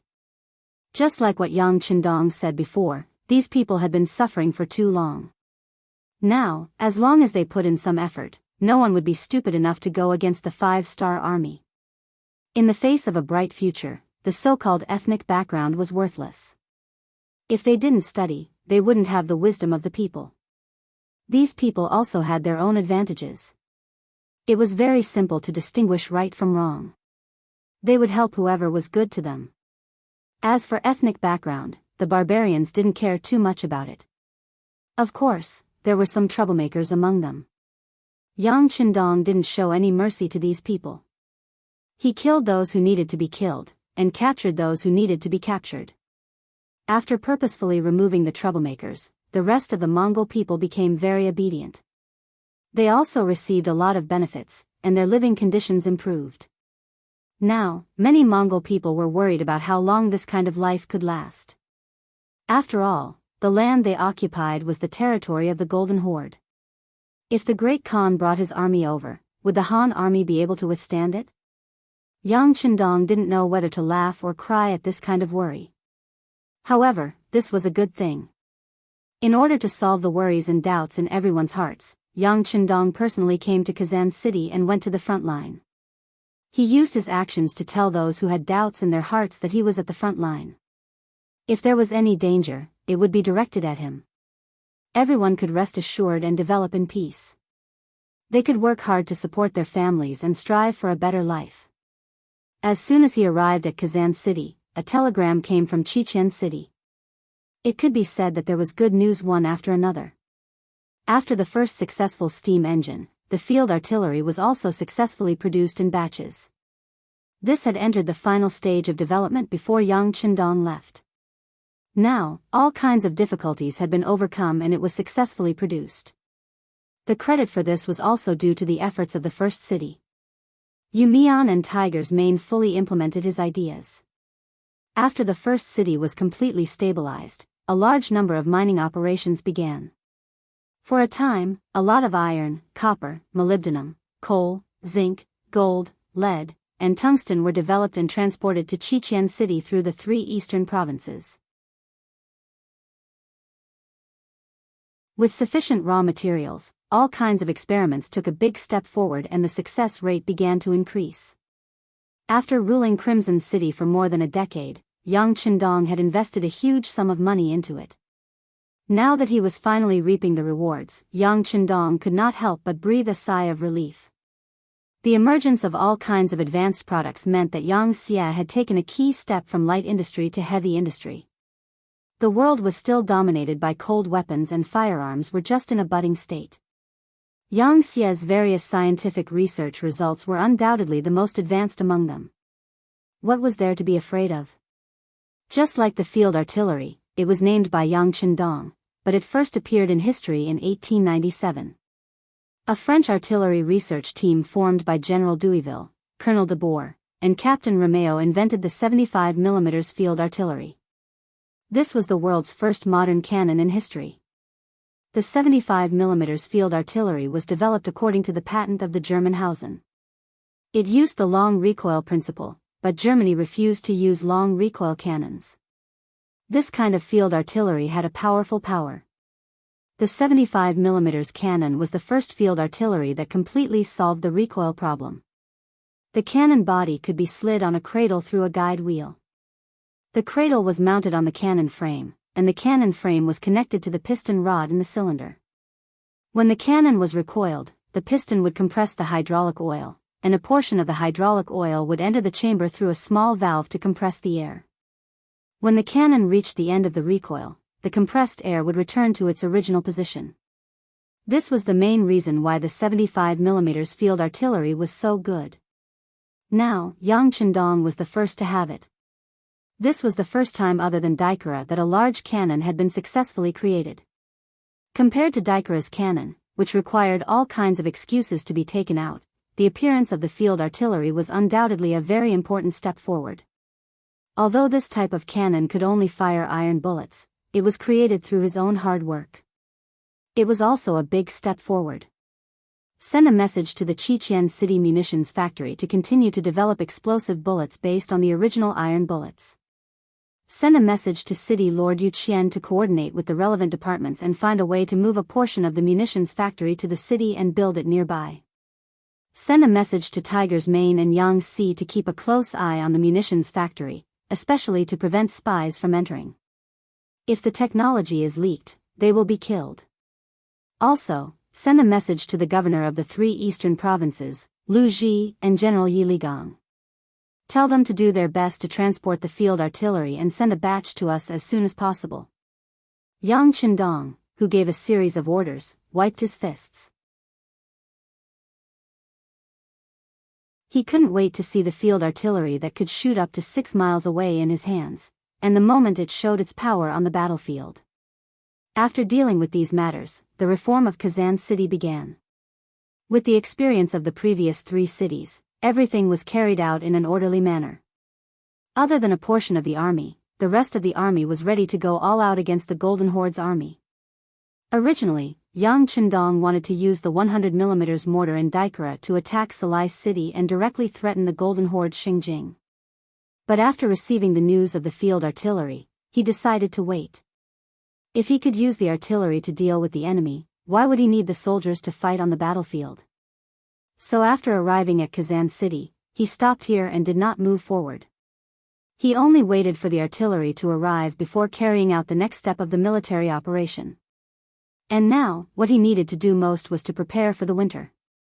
Yes, although it was only the beginning of July and the weather was very hot, it was still necessary to prepare for the winter.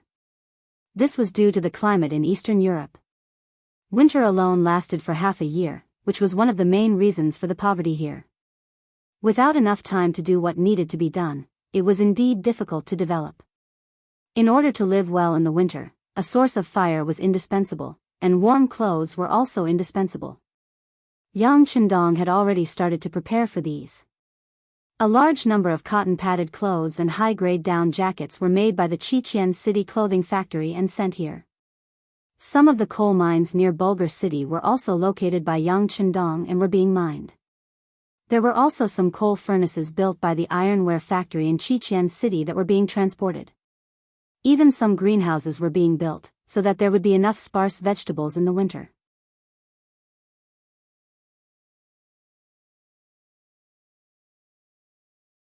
Chapter 1423.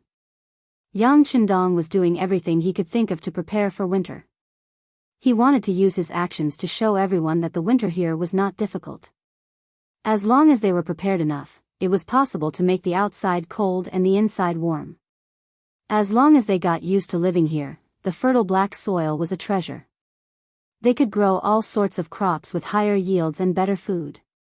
Yang Qindong did not move forward after arriving at Kazan City. This scene was seen by the Golden Horde, and they were very confused. They did not understand why the two-legged sheep were not moving forward. Were they afraid, or did they know that they were prepared to teach them a lesson in front of Samara, and did not dare to come? All right, since you're not coming, we'll go, right? General Gray decided to give up on defending and take the initiative to attack. For this reason, he mobilized the army to find 30,000 White Russians and captured them to serve the army. Capturing slaves to charge into the army was a tradition of the Mongolian cavalry. Usually, the slaves could be used to transport military supplies for them, and in battle, they could be used to charge at the front and attract the enemy's arrows and guns. In a chaotic world, human lives were cheap. The Mongolian cavalry had never treated the White Russians as human lives. The moment he set out, the scouts reported back. This made Yang Qindong, who was prepared to defend the city, see an opportunity. He decided to change his strategy of only defending the city. Nothing in the world was difficult for those who set their minds to it. Many things had two sides to them. One side was good, and the other side was bad. It was just that most people could not see it. If it was only the Mongolian cavalry, Yang Qindong decided to defend with the city walls and not attack them. He would just let them attack and deplete their strength. But there were 30,000 White Russians among them. That was a completely different story. Yang Qindong's next big move was all about manpower. These 30,000 people were right in front of him. How could he not take them? Not only that, but after considering the cost, he decided to take all 50,000 Mongolian cavalry. This way, the lack of manpower would be greatly reduced. Yang Qindong summoned a group of high-ranking officers and gave them orders one by one. Xiao Feng, the commander of Cold Front's 2nd Division, who had just arrived, looked very excited. As one of the first officers to follow Yang Qindong, Xiao Feng had been holding his breath all these years. It seemed like the 6th young master trusted him and handed over the security of Laos, Vietnam, Cambodia, and other provinces to him.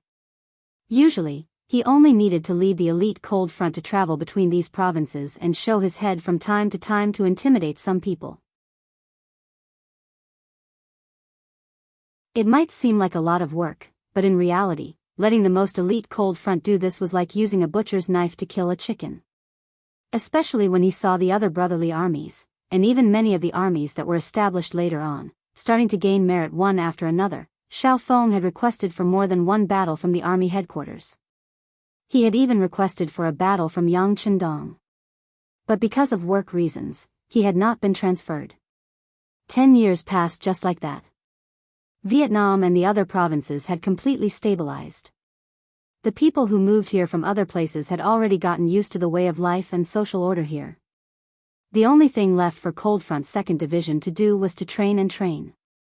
Just as many aspiring soldiers were complaining endlessly, and many of them even began to request for transfer, Yang Qindong's telegram finally arrived. He still remembered that day. Xiao Feng's face was covered in tears as he knelt on the ground emotionally. After receiving Yang Qindong's orders, Cold Front's 2nd Division did not delay at all. Other than not being able to do anything on the ship, once they arrived on land, they rushed to Eastern Europe as fast as they could. They were afraid that Yang Qindong would change his mind at night and that they would not be able to make it in time for the big battle. Just like that, 20 days in advance, Cold Front's 2nd Division reported to Yang Qindong and was fortunate enough to make it in time for the big battle. In the military meeting just now, according to Yang Qindong's military plan, Cold Front's 2nd Division was clearly the main force. Although it seemed like they were under a lot of pressure, Xiao Feng did not even frown. The harder the mission, the more it proved the ability of Cold Front's 2nd Division. The 5-star army was waiting in formation. The Mongol cavalry did not rush and appeared in Kazan City 7 days later. This did not mean that they did not want to move faster.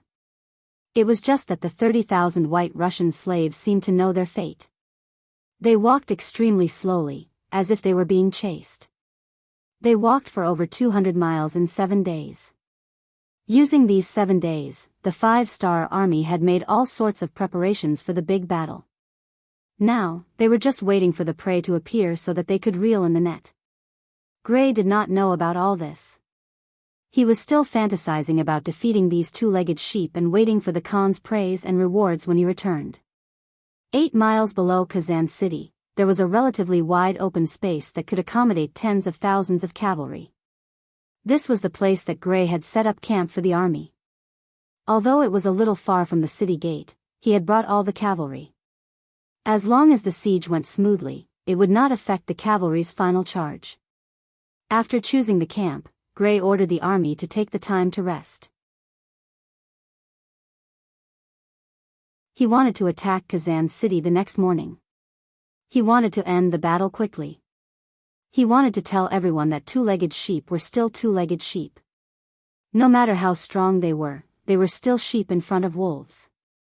The Mongol army settled down and quickly fell asleep. However, the 5-star army did not rest. They had already slept during the day. To them, it was time to work at night. Using the moonlight, the 5-star army soldiers continuously exited the city and formed a huge encirclement around the Mongol cavalry camp 8 miles away. Yang Qindong did not have the intention to launch a night attack. From his point of view, they could still win if they did so. However, the price they had to pay would be too high and the rewards would be too little. This was not what he wanted. What he wanted was a complete victory and not just defeating the enemy. At the Mongol army's camp, there were already scouts who had discovered the actions of the 5-star army. They quickly reported it to General Gray, who had just laid down. He was so shocked that he broke out in a cold sweat. At the same time, he asked his subordinates, "Are the barricades and other items prepared?" "General, don't worry. Everything has been arranged. If the 5-star army doesn't come, then forget it. If they come, we will teach them how to behave," the general in charge of night duty said arrogantly. "Very good. However, we cannot be careless. How about this, transfer another 10,000 cavalry over and let them defend with you. If the 5-star army sneaks into the camp, then fight them back. Of course, if they don't sneak into the camp, don't act rashly. After all, it's already dark. If we attack rashly, it's easy to fall into their trap." Although Gray was conceited, he still had a cautious side to him when it came to fighting a real battle. "Yes." The Mongol general placed his right hand in front of his chest and bowed before turning around to make arrangements. Gray, who was left behind, was unable to fall asleep. Instead, he laid on the bed with his clothes on. As long as there was any movement, he would be able to jump up and command the army. As he waited anxiously, the night passed. Nothing happened. Gray didn't know when he had fallen asleep. When he opened his eyes again, the sky was already bright. He suddenly thought of something and hurriedly went out of the tent. When he saw that the army outside the tent was normal and the soldiers were preparing breakfast, he couldn't help but heave a sigh of relief. It seemed like he was not sleeping too deeply. Instead, there was really no battle. Why did the 5-star army leave the city in the middle of the night? The answer was quickly revealed. Just as the 30,000 White Russian slaves and 50,000 Mongol cavalrymen were eating breakfast and preparing for the big battle, soldiers started to appear around their camp. There were infantry, cavalry, Han Chinese, Mongols, White Russians, and warriors from some unknown ethnic groups. After a rough calculation, other than the road to Kazan City in the north, there were at least 20,000 soldiers on each of the other 3 sides. In total, there were 60,000 soldiers surrounding them. Ha ha ha ha. After Gray received the accurate information, he could not help but laugh out loud. 60,000 soldiers surrounding his 80,000 soldiers. What was the Han army doing? Was this a joke? Did they not know that there was no way to hide the truth? Come, send out 5,000 cavalrymen to attack the right side. I want to see who in the world can be our opponent. Gray said with a face of confidence. The generals under him immediately obeyed. A group of 5,000 Mongol cavalrymen left the main camp and started to gather on the right side of the army. The 5-star army on the right side had roughly 20,000 men. They were made up of the 2 regiments of the new Second Army, the 3 battalions of the 2nd Cold Front Division, 1,200 men, and the White Russian Division, 15,000 of which were cavalry and 10,000 of which were infantry. After taking down the 4 cities of Kazan, the White Russian Division's numbers had grown. They had gone from 20,000 men to 60,000 now. Although their fighting strength had not been fully formed, and they had not been tested by war, when they all stood out, they gave off a strong aura. The one in charge of the safety of the right side was the 2nd Regiment commander of the 2nd Cold Front Division, Zhong Guanquan. When he saw the Mongol army gathering their troops and charging towards them, a smile appeared on his face. Good timing, good timing. Come, Cold Front Division soldiers, get ready to shoot. New 2nd Army cavalry, get ready to charge. White Russians, get ready to clean up the battlefield. Knowing what his mission was, Zhong Guanquan laughed out loud as he made arrangements for his troops. After which, he personally walked in front of a light machine gun and got into a shooting position. Trap was the tactic that Yang Qindong had prepared for the Mongol cavalry. Relying on the advantage of the Cold Front Division's firepower, they would surround the 80,000 soldiers until they surrendered. With that, they would be able to capture many strong laborers. This would be extremely important for Yang Qindong's plans.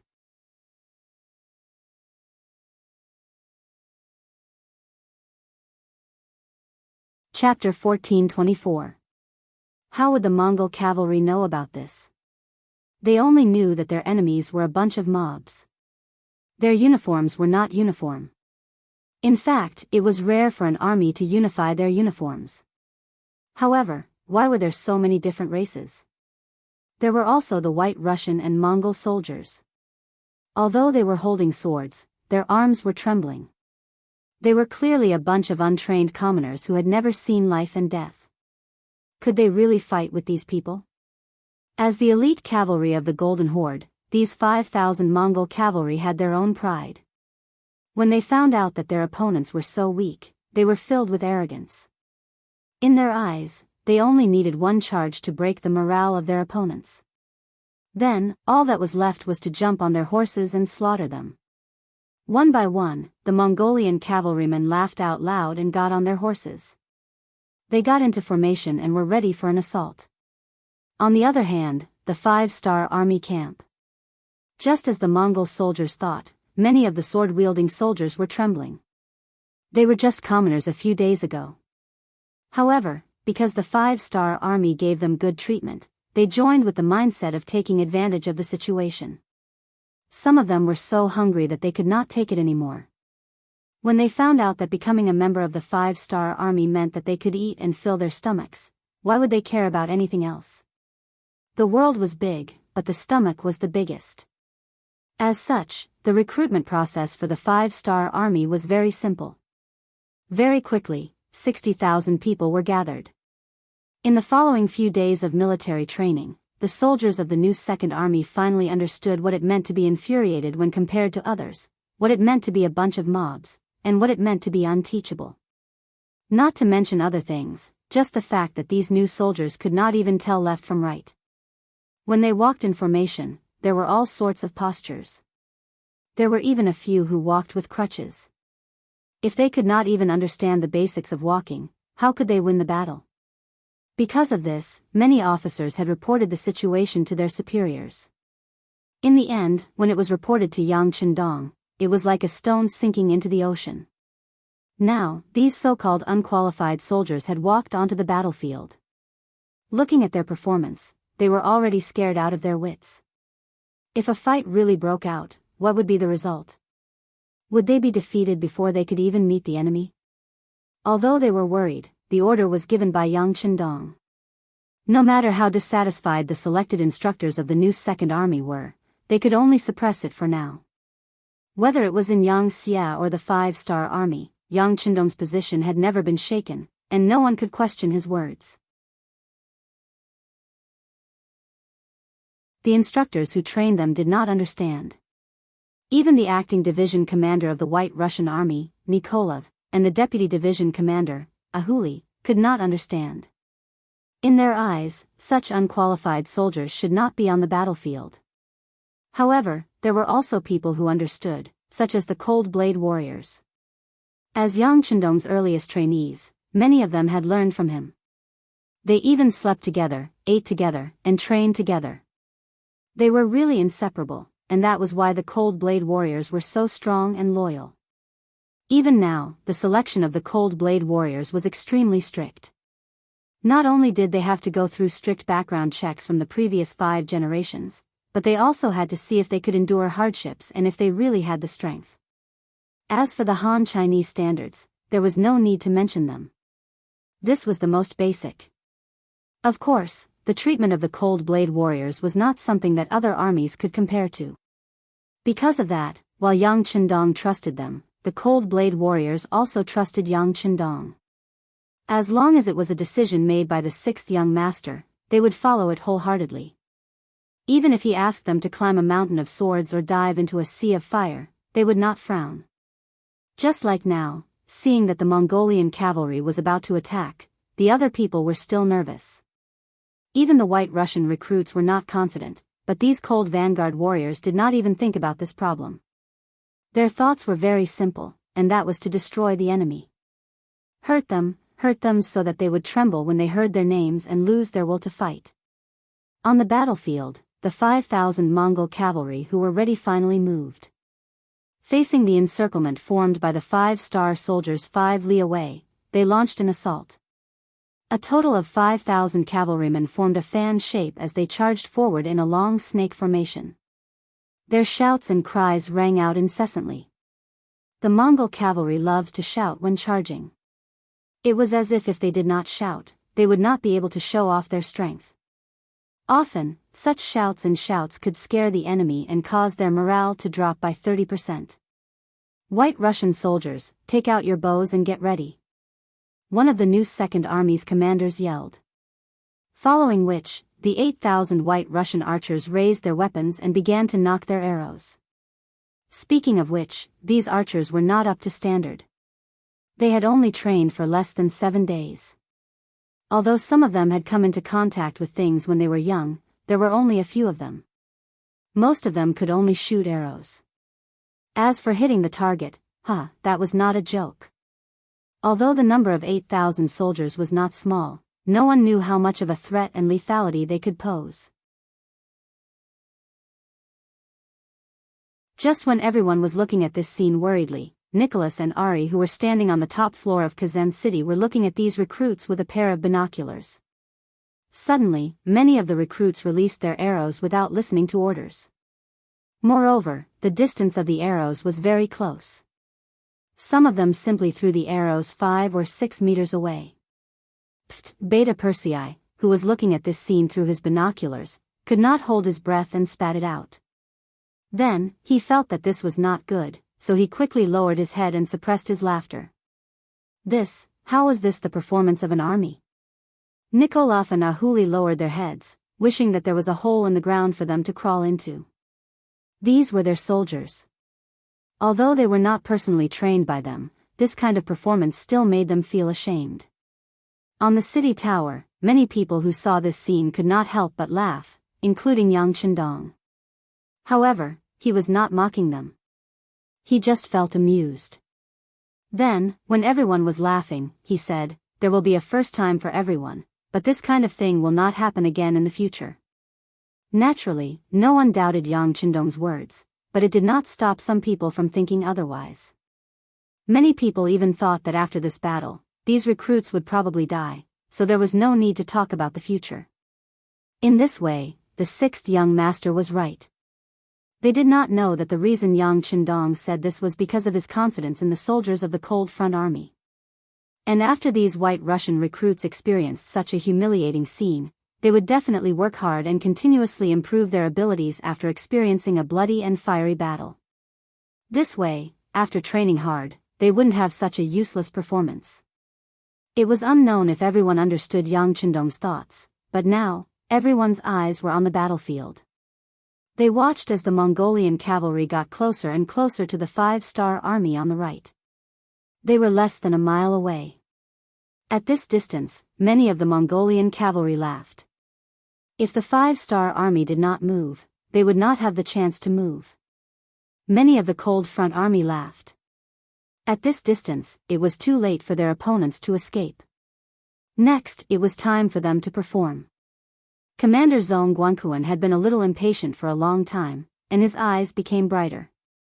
His right index finger had already touched the trigger, and he fired.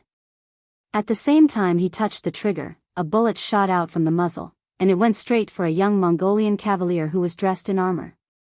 Following the sound of the gunshot, the young general, who had his eyes wide open with excitement on his face, felt a pain in his chest. It was as if his entire body was fixed in place. Following that, he lost consciousness. His entire body was powerless as he fell from the horse. The sound of gunfire was an order. The regiment commander took the lead and fired the first shot. The 3 battalions, a total of 1,200 soldiers, did not hold back. They raised their guns and fired in unison. Originally, they were all aiming at their targets. Now, they were happily harvesting lives, displaying their powerful side. The Cold Front Army had the 95 style in their hands, so they could fire in bursts or in bursts. 1,200 people against 5,000 people, it seemed like there was a huge difference in numbers, but in reality, it was just 1 against 4. This was not a big deal. Compared to the 2,000 black cavalry taking care of the 100,000 Baiming Liaodong iron cavalry, this paled in comparison. Gunshots rang out, and according to the commander's rules, a soldier could only fire 5 shots. No matter what the result was, they could not fire anymore. The meat that they ate, they had to leave the soup for their brothers, right? With each person firing 5 shots, that was 6,000 bullets. It was inevitable that some of them would miss, and some of them would be hit by 2 bullets. After the gunshots, not all of the Mongol cavalry were wiped out. At the very least, there were less than 1,000 Mongol cavalry standing there. However, they were no longer charging forward. Instead, they were either standing there in a daze or turning their horses around to escape. After 10 years of training, not everyone in the Cold Front Army was a sharpshooter, but there were many who could hit the 48th circle with 5 bullets. Since these enemies had fearlessly charged right in front of them, there was no way they would be courteous to them. With each person firing 5 bullets, the results obtained were indeed not bad. More importantly, after this round of shooting, it also shattered the confidence of the Mongolian cavaliers to charge forward, causing them to feel fear as if they had met the devil, and they lost their will to fight. New Second Army, charge forward to eliminate the enemy. White Russian Division, charge forward to clean up the battlefield. Be quick. The Cold Front Army will be in charge of keeping watch. Captain Zhong Guanquan also only fired 5 bullets. Although he was holding a light machine gun, it was just a precaution. Now that he saw that the opponent was not going to be easy, he would not casually waste bullets and take the lead to break the rules.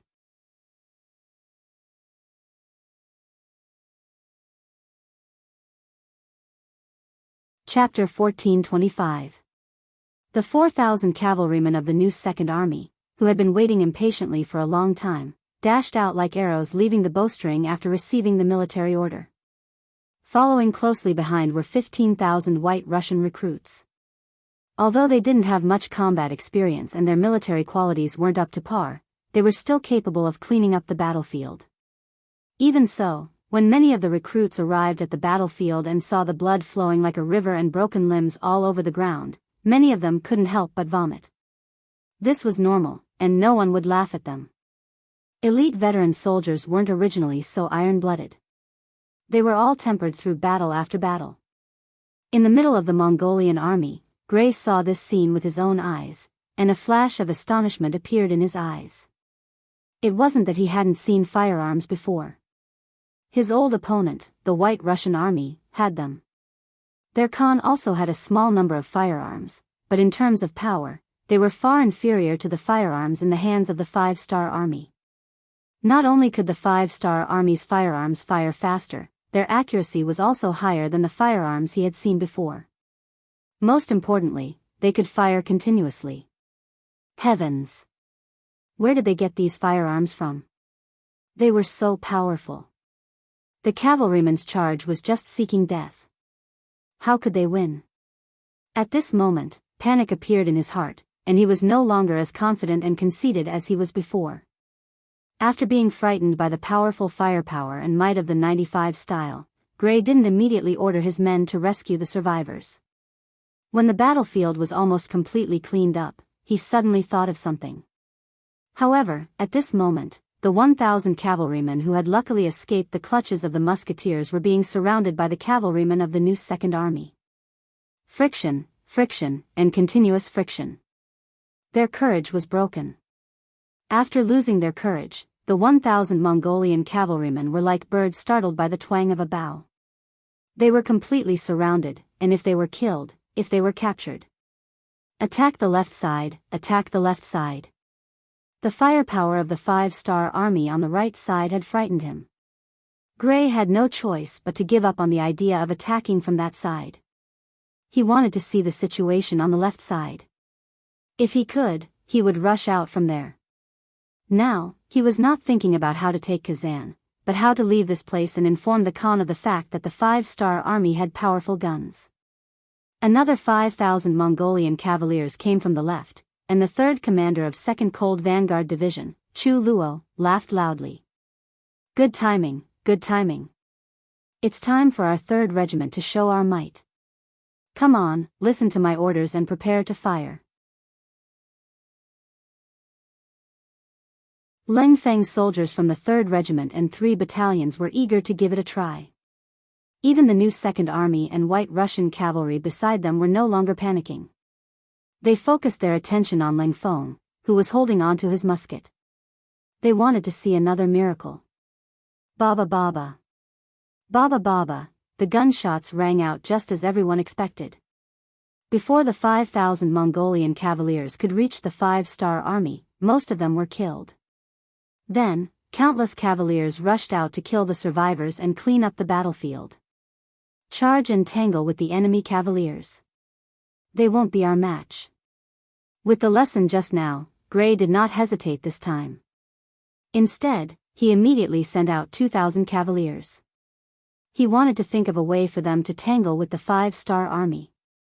This way, the enemy would not use their guns out of fear, and the advantage would fall into his hands. With a single order, the 2,000 elite Mongolian cavaliers charged forward. Although they were intimidated by the powerful guns of the 5-star army, they had to charge forward since their general had given the order. Great, more people are coming to die. Everyone, 2 bullets. Once we're done, we'll call it a day. The 3rd commander, Chu Luo, laughed loudly to release his joyful mood. Then, he took the lead and fired a bullet. The bullets seemed to have eyes as they charged towards the incoming Mongolian cavalry. There were only 2,000 of them, and they were only left with less than 300 in a short period of time. By the time they arrived in front of the new 2nd Army, they were no longer able to do anything. How did this happen? How did this happen? Gray's expression became increasingly ugly when he saw the reinforcements he had sent out being buried so quickly. It was as if he had seen a ghost. While his expression changed, he turned around to look behind him. In just 2 short attacks, they had lost 12,000 cavaliers. Not a single one of the cavaliers who had charged out had returned alive. This was the first time he had seen such a loss after becoming a general. In the past, when he had fought with the White Russian army, he had suffered some losses. However, if he wanted to retreat, he could do so. How was it like facing the 5-star army, where none of the cavaliers he had sent out had returned? It wasn't just Gray. The 3,000 plus cavaliers under him, as well as the 30,000 White Russian slaves, all revealed terrified expressions. This time, they had thought that this was an easy mission to complete, and that it was time for them to show off the might of the Mongolian cavaliers. However, who would have thought that this was simply hell? In front of the 5-star army, they were just like loathsome mosquitoes that could be stepped on and slaughtered at will. No one had any ideas. They could only look at Gray, hoping that he would have a way to turn the situation around. However, Gray had long since run out of ideas. He had only taken a glance behind him, and did not give the order to break out of the encirclement. From his point of view, he still had a chance. There was no need for him to make a decision to fight to the death. He could continue waiting. Once there was no news of him from the Khan for a long time, he would definitely send reinforcements. When that happened, there would be an opportunity for him to coordinate with the Mongolian cavaliers. With hope in his heart, Gray decided to pull back his troops and focus on defense. His army could no longer take a beating. If not, their morale would be completely destroyed. While the 5-star army on the left, rear, and right were waiting for their opponents to choose to attack, the Mongolian cavaliers had actually stopped in their tracks. Furthermore, they quickly took out the barricades that they had put away in the morning and assumed a stance that they were going to defend to the death. This infuriated the 3 armies surrounding them. What are they doing? They've only charged out twice, and they're already afraid. What a bunch of cowards. They're cowards. How can such people claim to be the strongest Mongolian cavaliers in the world? What a joke. Angry shouts followed, and there were even people shouting in dissatisfaction. When the shouts reached the Mongolian camp, the faces of Gray and many of the young generals turned pale. They were ashamed and embarrassed. Not long ago, they had accused the Hans of being two-legged sheep, saying that they only knew how to hide within the city walls and not dare to come out to fight. However, today, everything had changed. They had become cowards, cowards who did not dare to come out to fight. However, they were still inferior to the Hans. At the very least, the Hans had sturdy city walls, while they only had a simple camp made up of wooden fences. Could such a camp block the enemy's charge? Order the archers to prepare for a counterattack. Also, place the 30,000 White Russian slaves at the outermost perimeter. Gray said worriedly. He wanted to use the White Russians as human shields to protect their safety. Regardless of whether the White Russians were willing or not, under the threat of the 30,000 Mongolian cavaliers, they could only do as they were told. This scene was seen by the surrounding White Russian soldiers, causing many of them to reveal expressions of anger. Although these people were not their friends, from a certain point of view, they had a common ancestor. In fact, if they were a few generations older, they might even be of the same race. Seeing their fellow countrymen being humiliated and threatened, some of the hot-blooded people actually took the initiative to ask for battle. They wanted to charge up and kill the Mongolian cavaliers to save the people with the same skin as them. On the city wall, the generals were still in a state of excitement from their great victory, especially Nikolai and Ahuli. This was the first time they had seen the 5-star army show off their might with their guns. Naturally, they were excited and emotional. They were proud to have joined such a powerful force. At this moment, the voices of the soldiers asking for battle reached the ears of the 2 division commanders. After looking at each other, they reported to Yang Chendong. The final decision was still in the hands of Bugnam of Gojoseon. Let's talk about it later. Yang Chendong did not agree. From his point of view, now was not the time to attack. Although the White Russian soldiers were of a different race, they had surrendered to him and joined the 5-star army. He had to consider their safety. At the very least, he could not let them die for nothing. Before they could form a fighting force, Yang Chendong would not let the White Russians take the risk. This was out of kindness, and Nikolai and Ahuli were naturally clear about it. They did not fight for it. Instead, they were touched by Yang Chendong's sympathy. Furthermore, Yang Chendong's gaze was deep and calm. With the might of his guns, the 80,000 Mongolian soldiers were just monkeys in the palm of the Buddha. He could play with them however he wanted. If not for the fact that the other party was strong and could not develop without sufficient manpower, he would have already given the order to annihilate them. Yang Chendong did not hold much hatred towards the Mongol army. Due to geographical reasons, the Mongol army did not have much conflict with the Han people. Even after they were defeated in history, they did not cause much harm. Therefore, if he could capture more of them, he was willing to do so even if it took more effort. Gray didn't know about this. What he needed to do now was wait, wait for reinforcements to appear. This time, as he was rushing for time, he had only brought 3 days' worth of rations. From his point of view, even if they could not attack Kazan City, reinforcements would arrive. If they did not have enough rations, they could just wait patiently. In fact, he was still waiting for reinforcements to appear. At that time, he might be able to coordinate with them. After seeing the might of the 5-star army's guns, he did not dare to think about attacking the city. However, there was a high possibility of retreating. You're tuning in to the Biyao's Wuxia Chronicles YouTube channel. Don't forget to subscribe and join us on this journey to catch the most captivating stories.